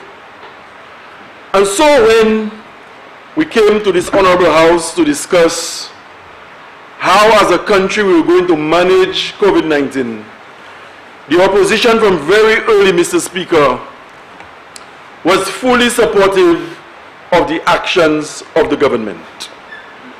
We held back on occasions when we could have agitated for things to be done differently. But instead, Mr. Speaker, we gave the government a free rein. And what did we see? We saw a government acting in bad faith, abusing the power that was given to it. And we saw politics at play, Mr. Speaker, when opportunities and scenarios unfolded in ways when, Mr. Speaker, we could have worked harmoniously as two parties. Mr. Speaker, enough has been said in this honorable house about the distribution of NEMO packages. And I remember referring to it during the debate on the estimates, or elsewhere, Mr. Speaker, as a UWP operation at the offices of NEMO. Mr. Speaker, a state of emergency is absolutely necessary as a strategy to control the spread of the virus and to manage the country in a time of crisis. And it is a strategy that has been embraced, as I said, by countries throughout the world. But even when, Mr. Speaker, countries throughout the world decide to resort to a state of emergency to manage their affairs, they have been cautioned. Because throughout Europe and elsewhere where we've seen state of emergencies being resorted to, Mr. Speaker, there are documented evidence where the government has used its power in a way that is not fair and in a way to oppress the people. Mr. Speaker, a lockdown was necessary. The curfew was necessary. The zoning of the country was necessary. We may argue and we may debate about how those were implemented, but we will never fault the government for saying or thinking that the intentions were noble. But it is how you went about using what was supposed to have been noble intentions that we frown upon. And so, Mr. Speaker, we saw people griping. We saw St. Lucians expressing their frustrations with the government. And as I said in my preamble, St. Lucia today is in a state of restlessness. And it is beginning to manifest itself in very ugly ways in some geographic pockets of this country.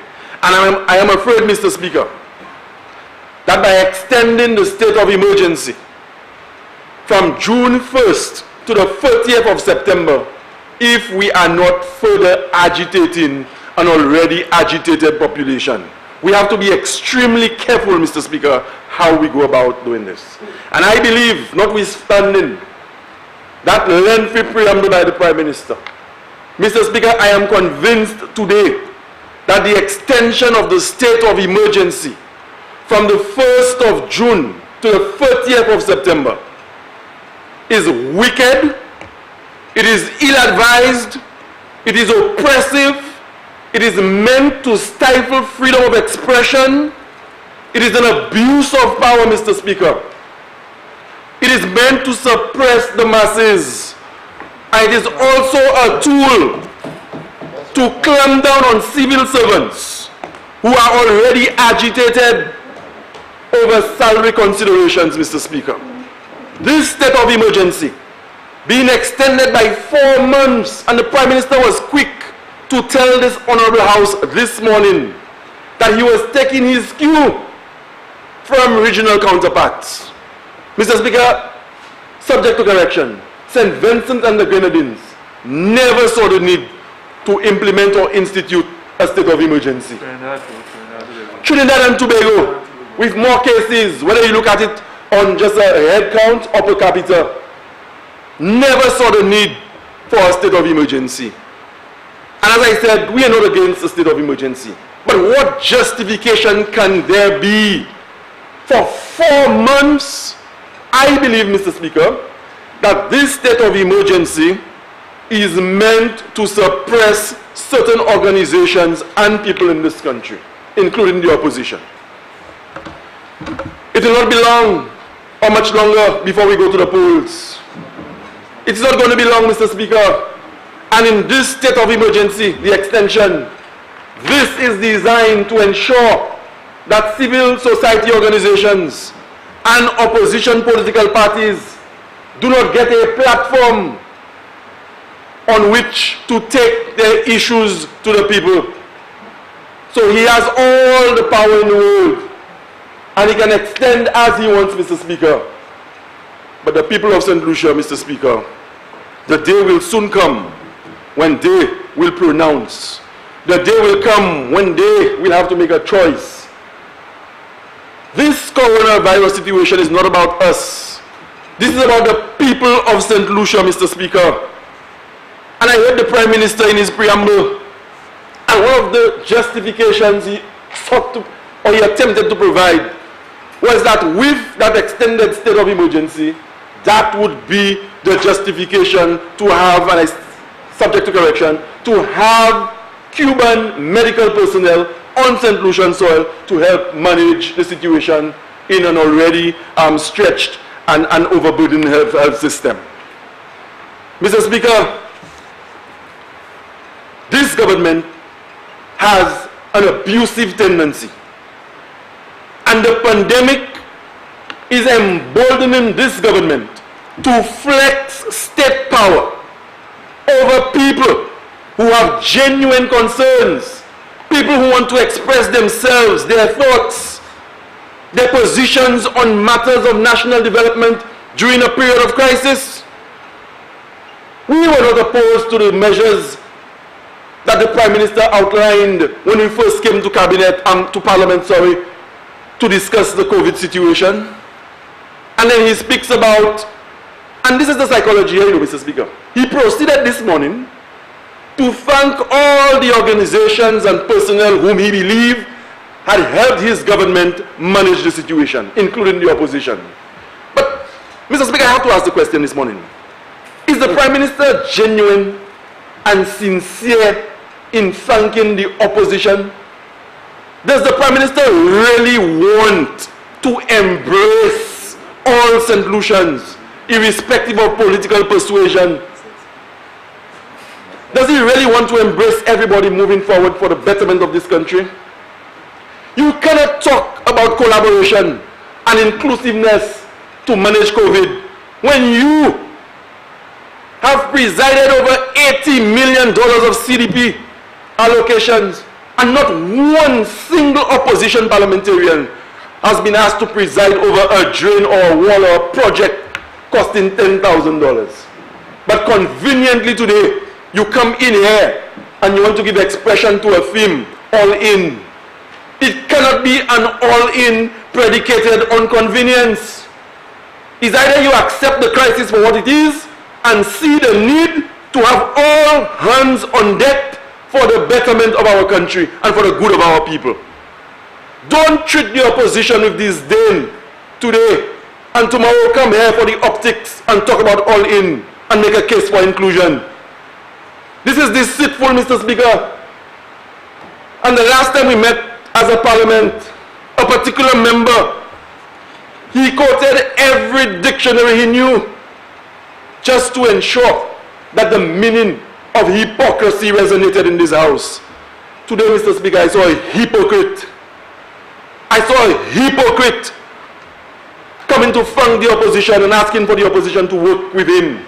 Of course, we have a moral responsibility, and we will always work with the government, Mr. Speaker, because we understand that we are doing it for the people of this country. But it should never be born out of convenience. Mr. Speaker, with an extension from June 1st to the 30th of September, the emergency powers are being used to shield the government, or the government is using the emergency powers to shield itself from a frustrated population. The people of St. Lucia have been frustrated for 4 years. 4 years. They've seen misguided priorities. They've seen Mr. Speaker, they've seen endless wastage of resources. The priorities have not been right. And as I would have said at the previous sitting, COVID is not responsible for everything we are going through today. Instead, it has exacerbated the situation. And at the time, Mr. Speaker, when we are supposed to, and we have that responsibility, the 17 of us in here, it's a collective responsibility. It is not a responsibility that belongs only to the Prime Minister and his members of his cabinet. We all on this side represent people. We represent in excess of 37,000 people who voted for the St. Lucia Labour Party. But our ultimate responsibility is not to the people who voted for our party, but to every St. Lucian at home and abroad. And if you're going to put yourself up as a candidate to contest general elections, and you cannot understand the simple fact that your responsibility does not reside only to you and your constituents, you're not ready yet, Mr. Speaker. And that is why we're talking about, Mr. Speaker, a need for genuine inclusion. Let there be a mechanism where the opposition can contribute to this debate, the discourse. Gouvernement a venu à Kai Constitution Jodia. Et là, il a créé state of emergency. Ko ou ka bay premier ministre là pour voir pour ça faire un pile bagaille, il pas de ça faire en circonstances qui normal. Et qui a dit nous d'être commencé 1er juin pour aller juste 30 septembre, nous avons ça un gré, nous avons créé un state of emergency. Et durant ça, Mr. Speaker, Premier ministre là n'est pas pour ça faire n'importe ça il veut. Puis loi a bail qualité pour voir ça dans state of emergency. Et nous on est pas ça a dit bon matin. Nous quoi ça pas nécessaire. Nous quoi Premier ministre là a fait ça pour ça contrôler à dans organisation en société. Nous quoi il a fait ça pour empêcher ce vote civil et puis l'autre monde dans pays qui fâché qui voulait aller en public et puis moucher fâché. Il a empêché de faire ça, puis il a contre loi si c'est moun ça aller faire go meeting et puis bagaille comme ça. Nous aussi quoi dans l'élection par le Mr. Speaker. Et le Premier ministre là a servi l'occasion state of emergency ça pour empêcher l'organisation pour le parti chain meeting et puis bagaille comme ça en préparation pour l'élection. Et c'est pour raison ça là nous avons venu ici à Audi et dit nous pas qu'à supporter extension of state of emergency. Mais nous aussi dit, Mr. Speaker, that l'affaire coronavirus là, c'est un qui a affecté ce plaisir pire. Et nous avons dit, il n'y a pas de responsabilité du gouvernement seulement, et du Premier ministre et du cabinet seulement, mais de tous 17 membres du Parlement qui ici ont une responsabilité. Puisque nous avons représenté les gens comme nous, et nous tous avons représenté dans les façades là, à pipouer 35 000 personnes qui votaient dans le parti nous en dernière élection. Et moi aussi faire point, Mr. Speaker. Dans pièce moun qui a mis des coins devant pour courir élection. Alors n'importe parti. Si moun n'a pas comprendre la responsabilité, c'est pas ça Lyon et puis famille et puis constituency, mais toute cette plaisir, moun n'a pas comprendre. And that is what we have. Mr. Speaker, for us to objectively and seriously combat the situation that is before us, we need all hands on deck. That cannot be a matter only for politicians or parliamentarians. This is not a matter for the Prime Minister and his ministers only, Mr. Speaker. But they are people of goodwill. They are people with skills. They are competent people in St. Lucian society today who must be brought into the mix. But instead, Mr. Speaker, what do we see? And the pattern is clear. Once you have an opinion that is different, once you can muster and summon the courage to say, perhaps there is a different way, you are quick, Mr. Speaker, to be pushed beneath the guillotine. Whether you are from the clergy, you're from the opposition, you are a member of civil society organizations, it's as if you ought not to come out and express your opinion on things that you're passionate about. And if you don't believe me, Mr. Speaker, find the time to engage members of the St. Lucia National Trust. Ask the Archbishop, and there are a number of other persons you can ask. And so, Mr. Speaker, the St. Lucia Labour Party, or the parliamentary opposition, we are saying that we have serious misgivings with the extension of the state of emergency from June 1st to the 30th of September. This is an abuse of power. This is a government flexing its state muscles to shield itself. And this morning, we all saw it outside the Parliament chamber. The place was cordoned off, a government shielding itself from its people. And what better time for that election campaign to resonate from the other side? What was it? What was it? You pay.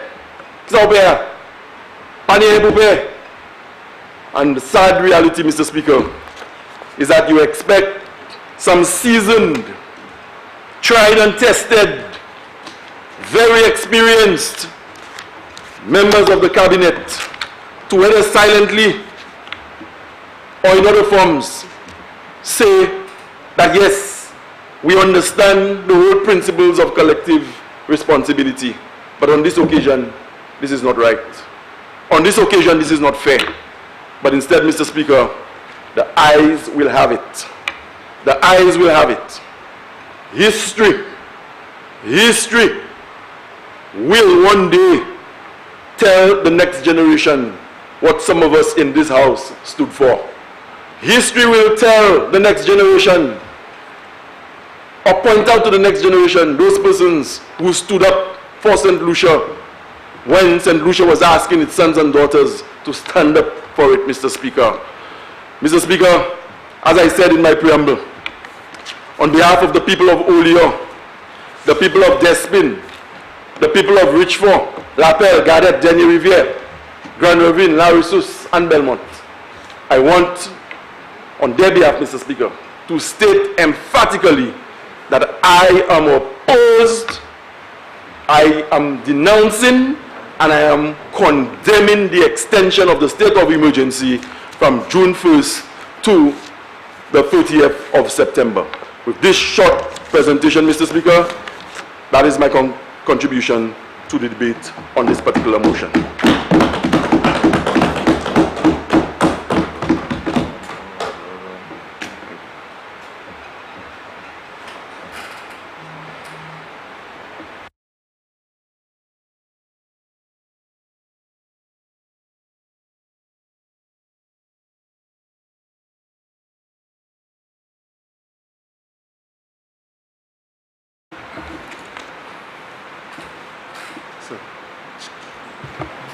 Vieux North, member for Vieux North.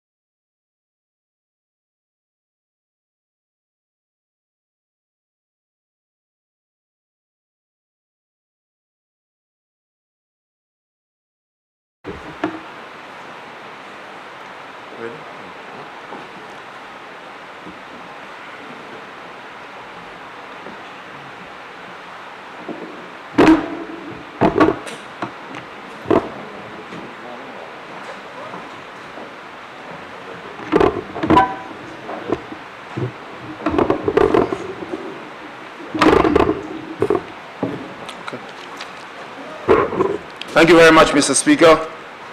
Mr. Speaker, I stand to oppose the further extension of the state of emergency in St. Lucia and on the people of St. Lucia until September, because I believe that this government intends to use the state of emergency powers to suppress public expression and to allow the Prime Minister to continue to threaten organizations either by way of letter or by way of public expression.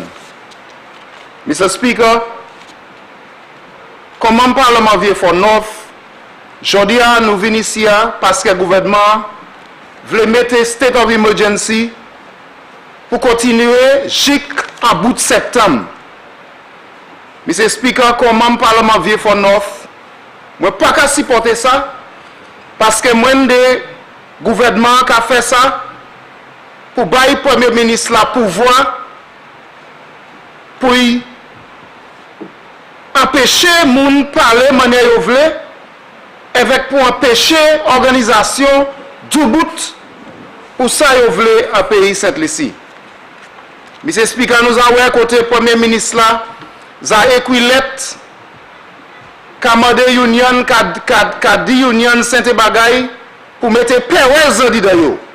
Avec moins de state of emergency ça là, jusqu'à septembre, c'est pour bailler le Premier ministre là pouvoir pour faire ça. But Mr. Speaker, this is not only about the Prime Minister. The expressions of this government is not only about the Prime Minister.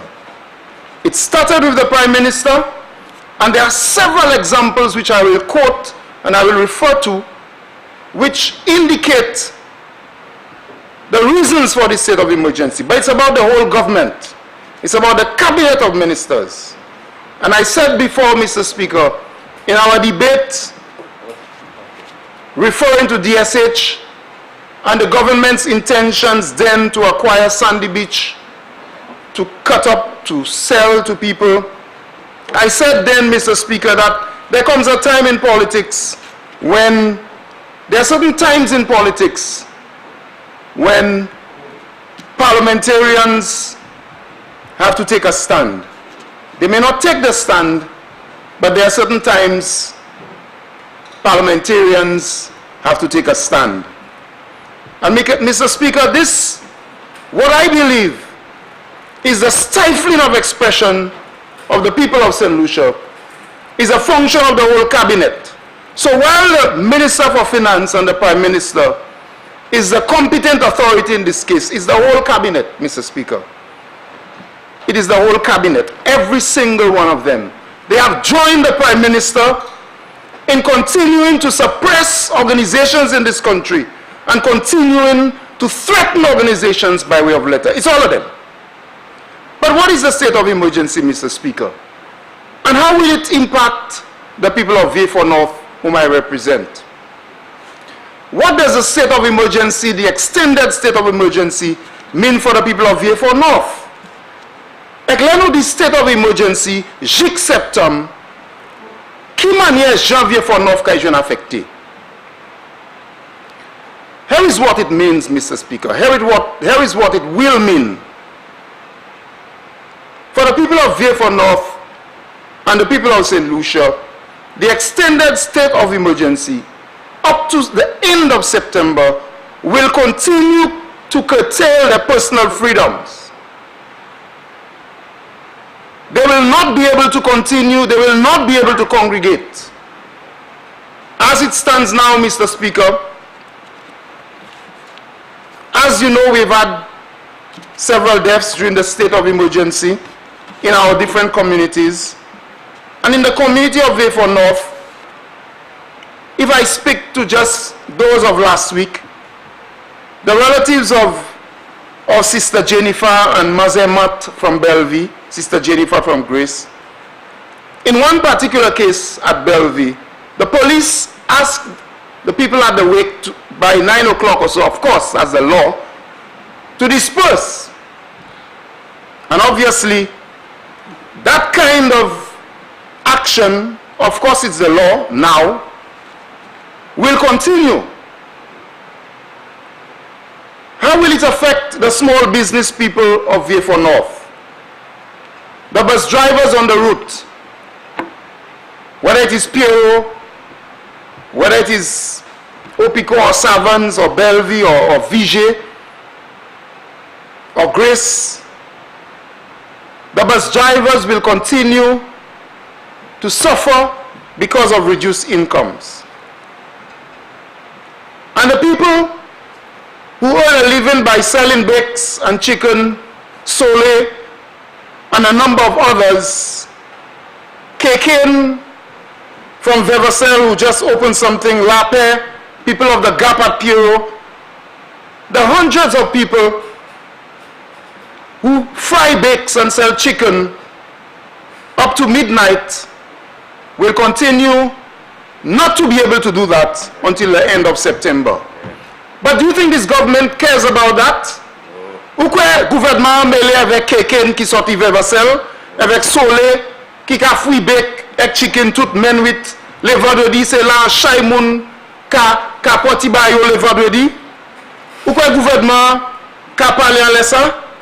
C'est mon gap là qui a fouillé chicken, avec fouillé poisson. Some at Zabo, and the Tetmon people who have karaoke in Central Piero, Opico, and Savans. What about these people? And yes, people like Fraser at Opico, all of us had to be part of the activities to curtail COVID-19. Mais les Fraser sorti Opico katan ki hôtel a annoncé que juillet est ouvert avant le gouvernement dit avec yo même pas ça ouvert pour faire l'argent. Vous voulez dire Mr. Speaker, state of emergency c'est pour COVID-19? No. How do we explain to Meme from Grace, who hosts chicken wings for a living and sells bakes and so on? How do you explain to this lady that the state of emergency will continue until the end of September, but the tourists can come to Hiwanura in their thousands from New York, Colony pre-COVID-19, and she at Grace cannot continue to sell her bakes until 11 o'clock and midnight? How do you explain that? Kimana can explain, sir. So, Mr. Speaker, I oppose the state of emergency because the state of emergency is clearly not aimed at curtailing COVID-19. At least one particular hotel announced way before the government the date of opening. So say, mettre ces hôtels là qui a conduit cette ici. Avant le gouvernement vient avec extended state of emergency, Mr. Speaker. Hotels a dit qui joue il a ouvert. Exanders a dit qui date il a ouvert. Qui date Mémé, avec Solé, avec Bra, avec Sam, avec Fraser, qui ça ouvert until minuit. C'est ça que vous voulez savoir. Because for this government, Mr. Speaker, it is not about these people. It is not about these people. And so we want to protect the people from COVID-19, but we are opening up our borders to travelers from the United States of America. What kind of confusion is that? And that is why I oppose the state of emergency. Extending to September, Mr. Speaker. Our people understood.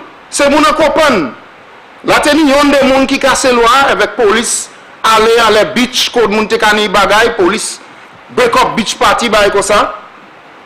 The police did their work. Many people understood. And I speak for the people of Vieux North. And I said before in this house, when you travel through Vieux North, kay tout moun fermé. Debe sete tout moun adidan. Parce que c'est moun ka obéi loi. Toute l'église fermée. C'est mouna te ka obéi loi. So instead of giving the people the opportunity to earn their living in a dignified yet controlled manner, we come back to Parliament and we want to cage them again. And we are caging them at the same time. that we are opening our borders to people from America and New York. Nous voulons mettre ces gens dans un calage encore. Nous voulons mettre eux dans un calage encore. Mais ces gens qui sont sortis en Amérique, qu'on a chaque COVID-19, nous avons ouvert par eux. Mr. Speaker,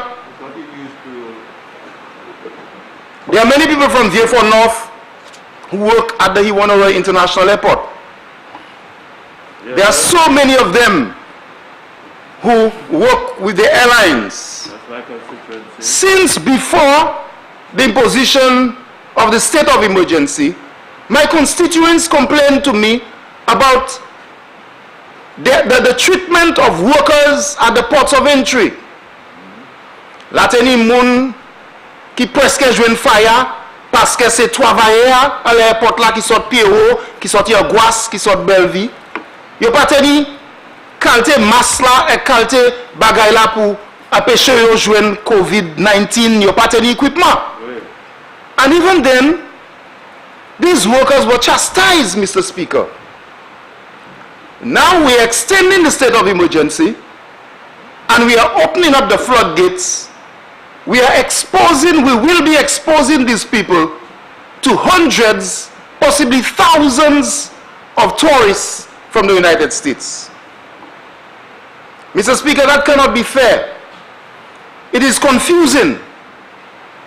What kind of scientific evidence pointed the government in that direction? To say you're going to have a state of emergency, yet you're opening up your airport to thousands of tourists from the United States. Mr. Speaker, I am standing against the imposition of the extension of the state of emergency in St. Lucia and on the people of St. Lucia, because my colleague said it a while ago, Trinidad and Tobago has not imposed a state of emergency. St. Vincent and the Grenadines has not imposed a state of emergency.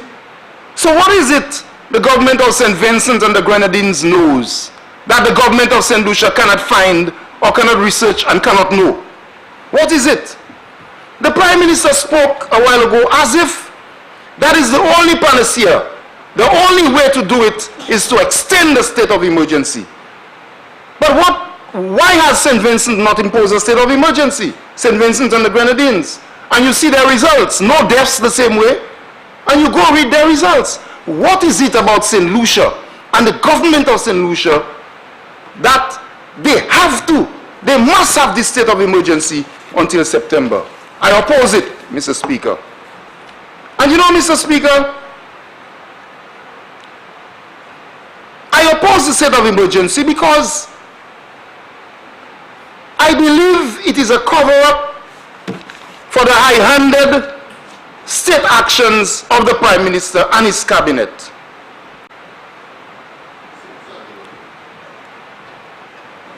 Mr.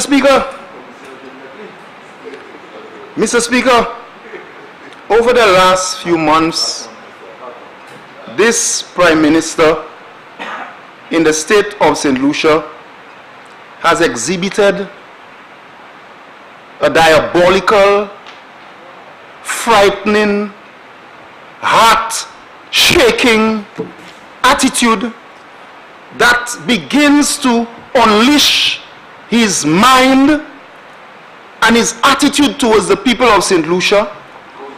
You hear, Mr. Speaker, his utterances in the public domain, and during the state of emergency, you hear the Prime Minister telling public servants and their organizations to stop it.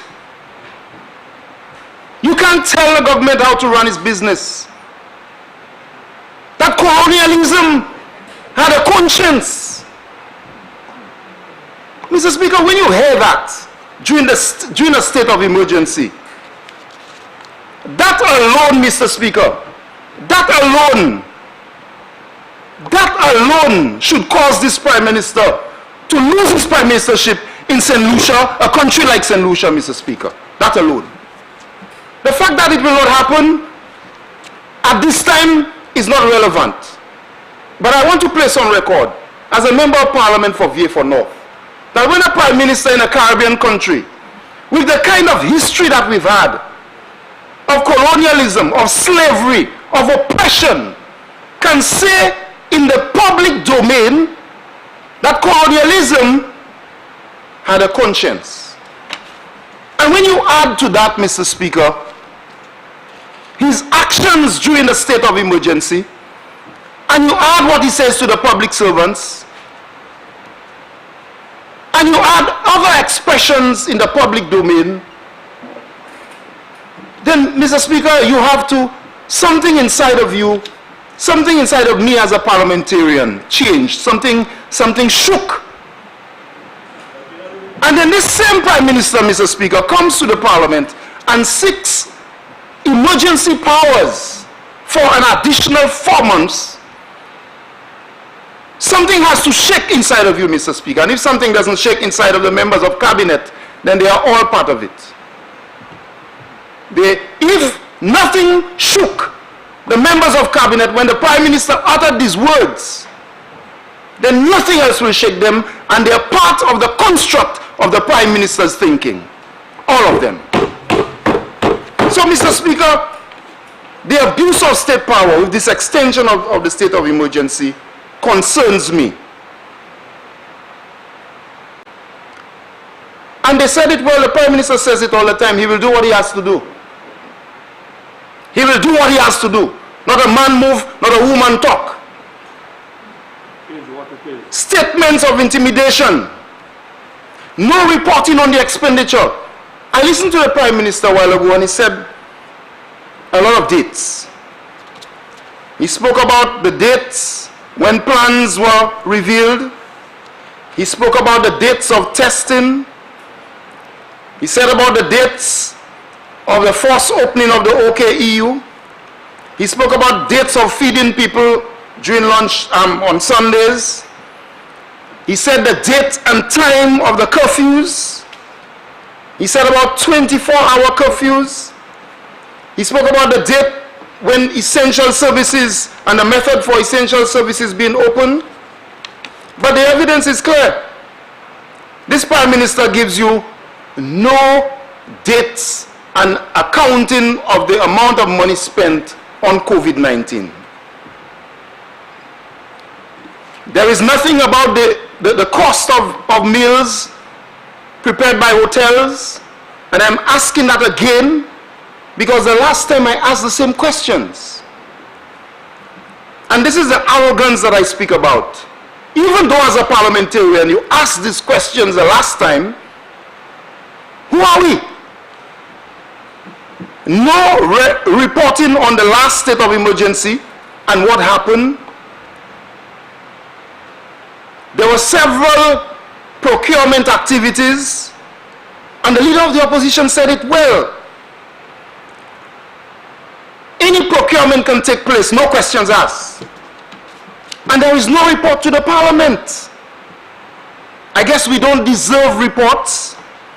And he comes a third time and wants to extend it to September 3rd, the end of September. So I ask again on behalf of the people of Vieux North and on behalf of St. Lucians, how much money is being spent on procurement? How much are the hotels being paid? Where is the money coming from? And procurement rules are out of the window, so we have no reports. So in addition to the statements of intimidation, we have no reporting. So we have no reporting, statements of intimidation, threats to the public sector unions. Colonialism had a conscience. And when you put all of that together, Mr. Speaker, as a St. Lucian, on peut paix.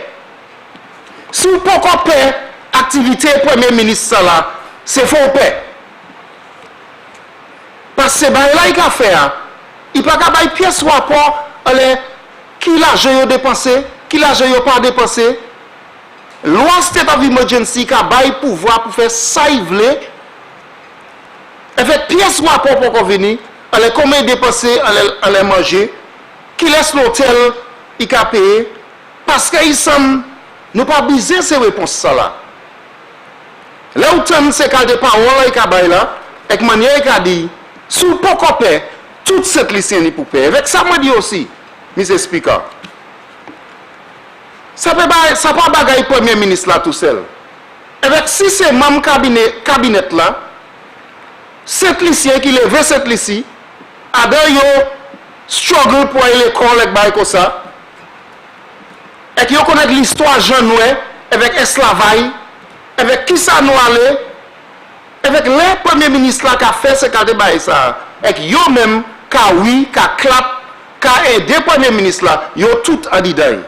Yo tout qui a catchilé, même qu'au premier ministre là. Et qui yo quoi bagay esclavage, c'était un bon bagay. And this government, Mr. Speaker, of all the ills and all of the things that they're doing to the people of St. Lucia, they are bold enough to go there, to colonialism and slavery. They are bold enough. They are saying to St. Lucians, I can kick you as high as I want to. They are bold enough to go there, Mr. Speaker. Bold enough to go there. And so, Mr. Speaker, this state of emergency, the extension of the state of emergency, the actions of the government are very confusing.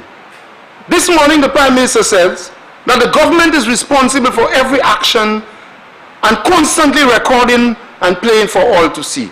I can guarantee you, Mr. Speaker, that the government is not constantly recording and playing all the actions during COVID-19. They're not. They're not. They are not.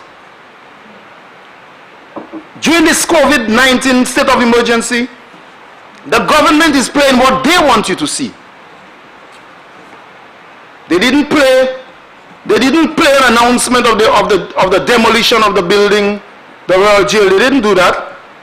They went quietly on a Saturday morning when some Christians are praying in church and people are about their daily business, and quietly brought tractors and the contractor running away from the media, very snake-like manner, went to destroy the building. They are not showing you everything, Mr. Speaker. So how am I to believe that this government, in the extension of this state of emergency, will behave any better? They're going to behave in worse. They're going to do worse than that, Mr. Speaker. And it's not only these buildings they'll destroy during the state of emergency. The actions of the government are confusing. I continue to ask, on what basis does the cabinet of ministers select which services are essential or not? On what basis? Mr. Speaker, as I've said before, essential services are selected by the cabinet based on a kind of criteria that excludes other people. And since the government is extending the state of emergency, I want to ask, why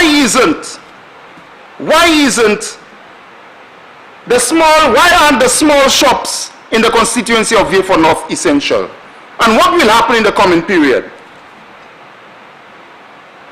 The government focuses, Mr. Speaker, on only what it deems important and not for the people of St. Lucia.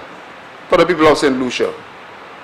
Mr. Speaker, during this current state of emergency, during this period, the same government, the member for Babuno and Minister for Agriculture who has responsibility for the water sector, he laid before the House the declaration of the water emergency. But it is the same government during the state of emergency that says all kinds of things about physical distancing, okay? And the small people cannot do this and cannot do that. But this same government has millions of gallons of water being used for their contracts. How do you put these two things together, Mr. Speaker? The same water emergency that we have, if you go around the country, they are using the same water to try to ensure that their contracts are done because elections are coming. How How do you explain that to the people who want to use water in the constituency of Vieux North? How do you explain that to them? So this state of emergency, Mr. Speaker, the extension of the state of emergency, I believe, is to curtail the freedoms of St. Lucians. There is no irrefutable evidence to show that we can find no country in the Caribbean who did not impose a state of emergency and got the same results that we have. I point to St. Vincent and the Grenadines. And the leader of the opposition has shown and has demonstrated that the St. Lucia Labour Party in opposition has supported activities of our medical professionals to ensure that our people are protected and we do what we have to do. All of us, in one way or another, each one of us has done what we had to do in our constituencies to encourage our people. But when this government comes to declare, to seek an extension to the state of emergency, tout simplicité n'y peut pas. And the St. Lucians need to look at the actions of the Prime Minister over the last few months in particular, and to judge for themselves and ask themselves, why does this government need to extend the state of emergency? I put it to you that they want to oppress the people of Vieux North. They don't want people to vociferously oppose what they do and what they say. And therefore, they will do everything in their power, Mr. Speaker, to ensure that they continue the state of emergency until September. I stand in opposition to this. There are other ways this government can do it, and they are doing it for other reasons that have little to do with COVID-19. The Prime Minister has demonstrated it in his behavior. The Cabinet has demonstrated it in their support of the Prime Minister's reprehensible behavior over the last few months. And soon, the people of St. Lucia will see more evidence of this arrogance and the disdain of the Prime Minister for ordinary St. Lucians. I thank you, Mr. Speaker.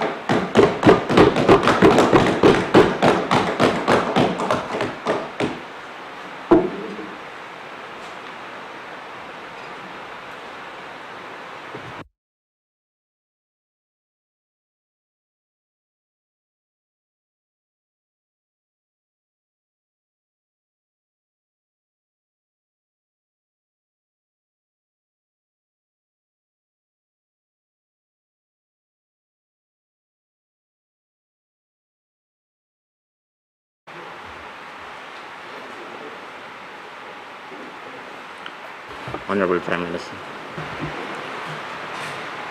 Thank you very much, Mr. Speaker. Mr. Speaker. I want to thank members Mr. Speaker. on the opposite side, Mr. Speaker. Mr. Speaker. A point of order. Mr. Speaker. Mr. Speaker, on a point of order. The Sergeant of Arms was moving the podium. The Sergeant of Arms was moving the podium. When he took it away, I pressed my mic. You cannot sneak around pressing mics to avoid debate. The Sergeant of Arms was moving. Mr. Speaker, you will rule accordingly. The Sergeant of Arms was moving the podium. The Sergeant of Arms was moving the podium. As soon as he moved it, I pressed my mic. You don't have to sneak. Okay, so Mr. Speaker, what's the value in sneaking to end the debate? Why you want to let the debate continue? Mr. Speaker, there's standing orders allow for the views of the minority to be heard. You want me to quote the standing orders? There is no need for this back and forth. Can you turn off your light, honorable member? I have watched this House this morning. I've allowed members to take the cool time to decide who will speak. I took extra time on the member for Dennery North before he spoke because the Sergeant of Arms was standing directly in my way, so I couldn't tell if member for Dennery North all the way down to member for Castries South intended to speak. I saw no members on the government side. I waited to see the Sergeant of Arms to move away so that I could tell whether or not any member beyond member for Dennery North had indicated his willingness to speak by turning on his light. And the same thing again I did in now. And that is why when I realized no member intended to speak and the Prime Minister light was on, I called on the Prime Minister. Okay? That was it. Not because, Honorable Prime Minister. Mr. Speaker, on a point of order, Mr. Speaker. The standing orders. His rule on what? Honorable members, I can write on a point of order, Mr. Speaker. Honorable members, there is a point of order, I need to hear it. Honorable Member McCastries South. On the point of order? Mr. Speaker, I had every intention to speak. Mr. Speaker, the extension of the state of emergency is a critical piece of legislation in this House. A critical piece of legislation. I was not outside and I rushed in to try to reach there. I allowed this Honorable, the Sergeant of Arms to remove. I intended to speak. This piece of legislation, this motion is too critical to allow a situation where members on the other side who represent people of St. Lucia and their constituencies to be denied to speak. The government should have nothing to fear, Mr. Speaker. So why and I ask you, Mr. Speaker, as an honorable presiding officer, to reconsider your decision not to allow... Honorable members, when it comes to protect the rights of the minority, I will stand for that. I have no issue with that. And that is why I made clear I will not, whether or not the Prime Minister's finger was on the button, I will not call on the Prime Minister until I made sure that the Sergeant of Arms stood away from the member from Dennery North for me to make sure that there was no one on that side intending to speak. Whether you intend to speak is not reflected by me simply looking at you, it is reflected by you turning on your light. That is it. I'm not saying that you don't have the right to speak or you should not speak. That's not what I'm saying. I will not try to deny you that right. Okay? Honorable Prime Minister.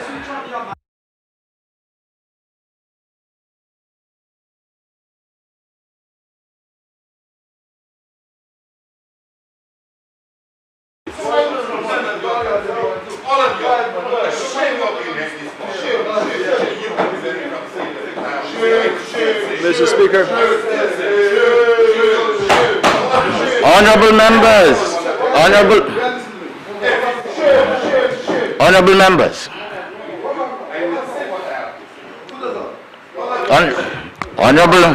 Honorable members. Honorable Prime Minister, you may continue. Thank you very much, Mr. Speaker. Mr. Speaker, I listened to members on the opposite side very, very carefully, Mr. Speaker, to understand what is it that they were bringing up in objections. So, Mr. Speaker, I just want to take the time, if I may, Mr. Speaker, in reading the statutory instrument when we first enacted it, and what, in fact, we were asking for. It says, whereas it's further provided under Section 3.2 of the Act that orders made under Section 3 of the Act may, without prejudice to the generality of the power conferred, provide the following. A, for the requisition of all forms of transportation and communication. Honorable members, I need to hear the Prime Minister. Proceed, Honorable Prime Minister. Thank you, Mr. Speaker. The elements in the Act that were approved, which were in the Act itself, Mr. Speaker. First of all, A, for the requisition of all forms of transport and communication. B, for requisitioning and regulating the supply and distribution of food, clothing, water, fuel, light, and other necessities of life, and for fixing maximum wholesale and retail prices in respect thereof. C, for the requisition of private lands, buildings, and premises. For D, for conferring on any person the right of entry on or passage through or over a private lands, buildings, or premise.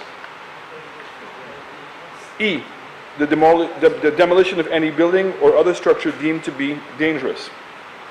F, for the disposal of the deed and for disposing with inquiries under the Coroners Act and from the provisions of the Civil Code of St. Lucia in relation to records of births and burials. Mr. Speaker, this is very clear.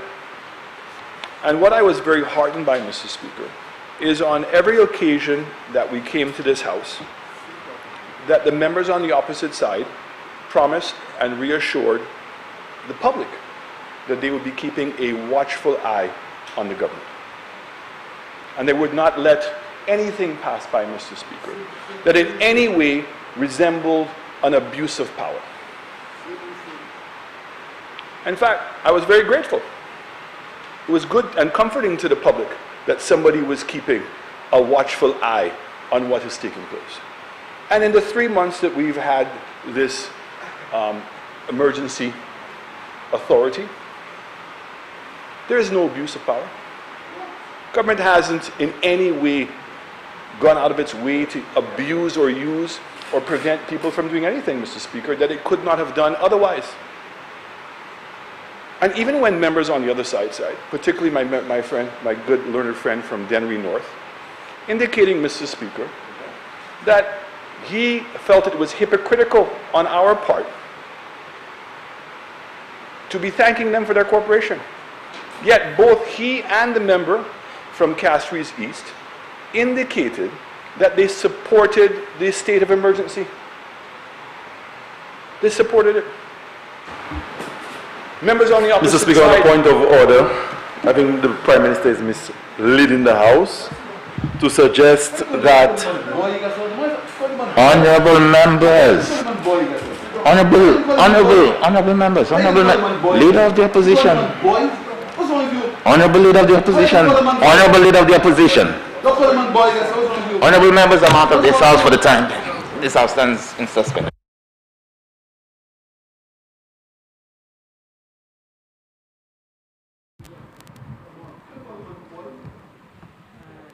The Speaker of the House has just suspended Parliament.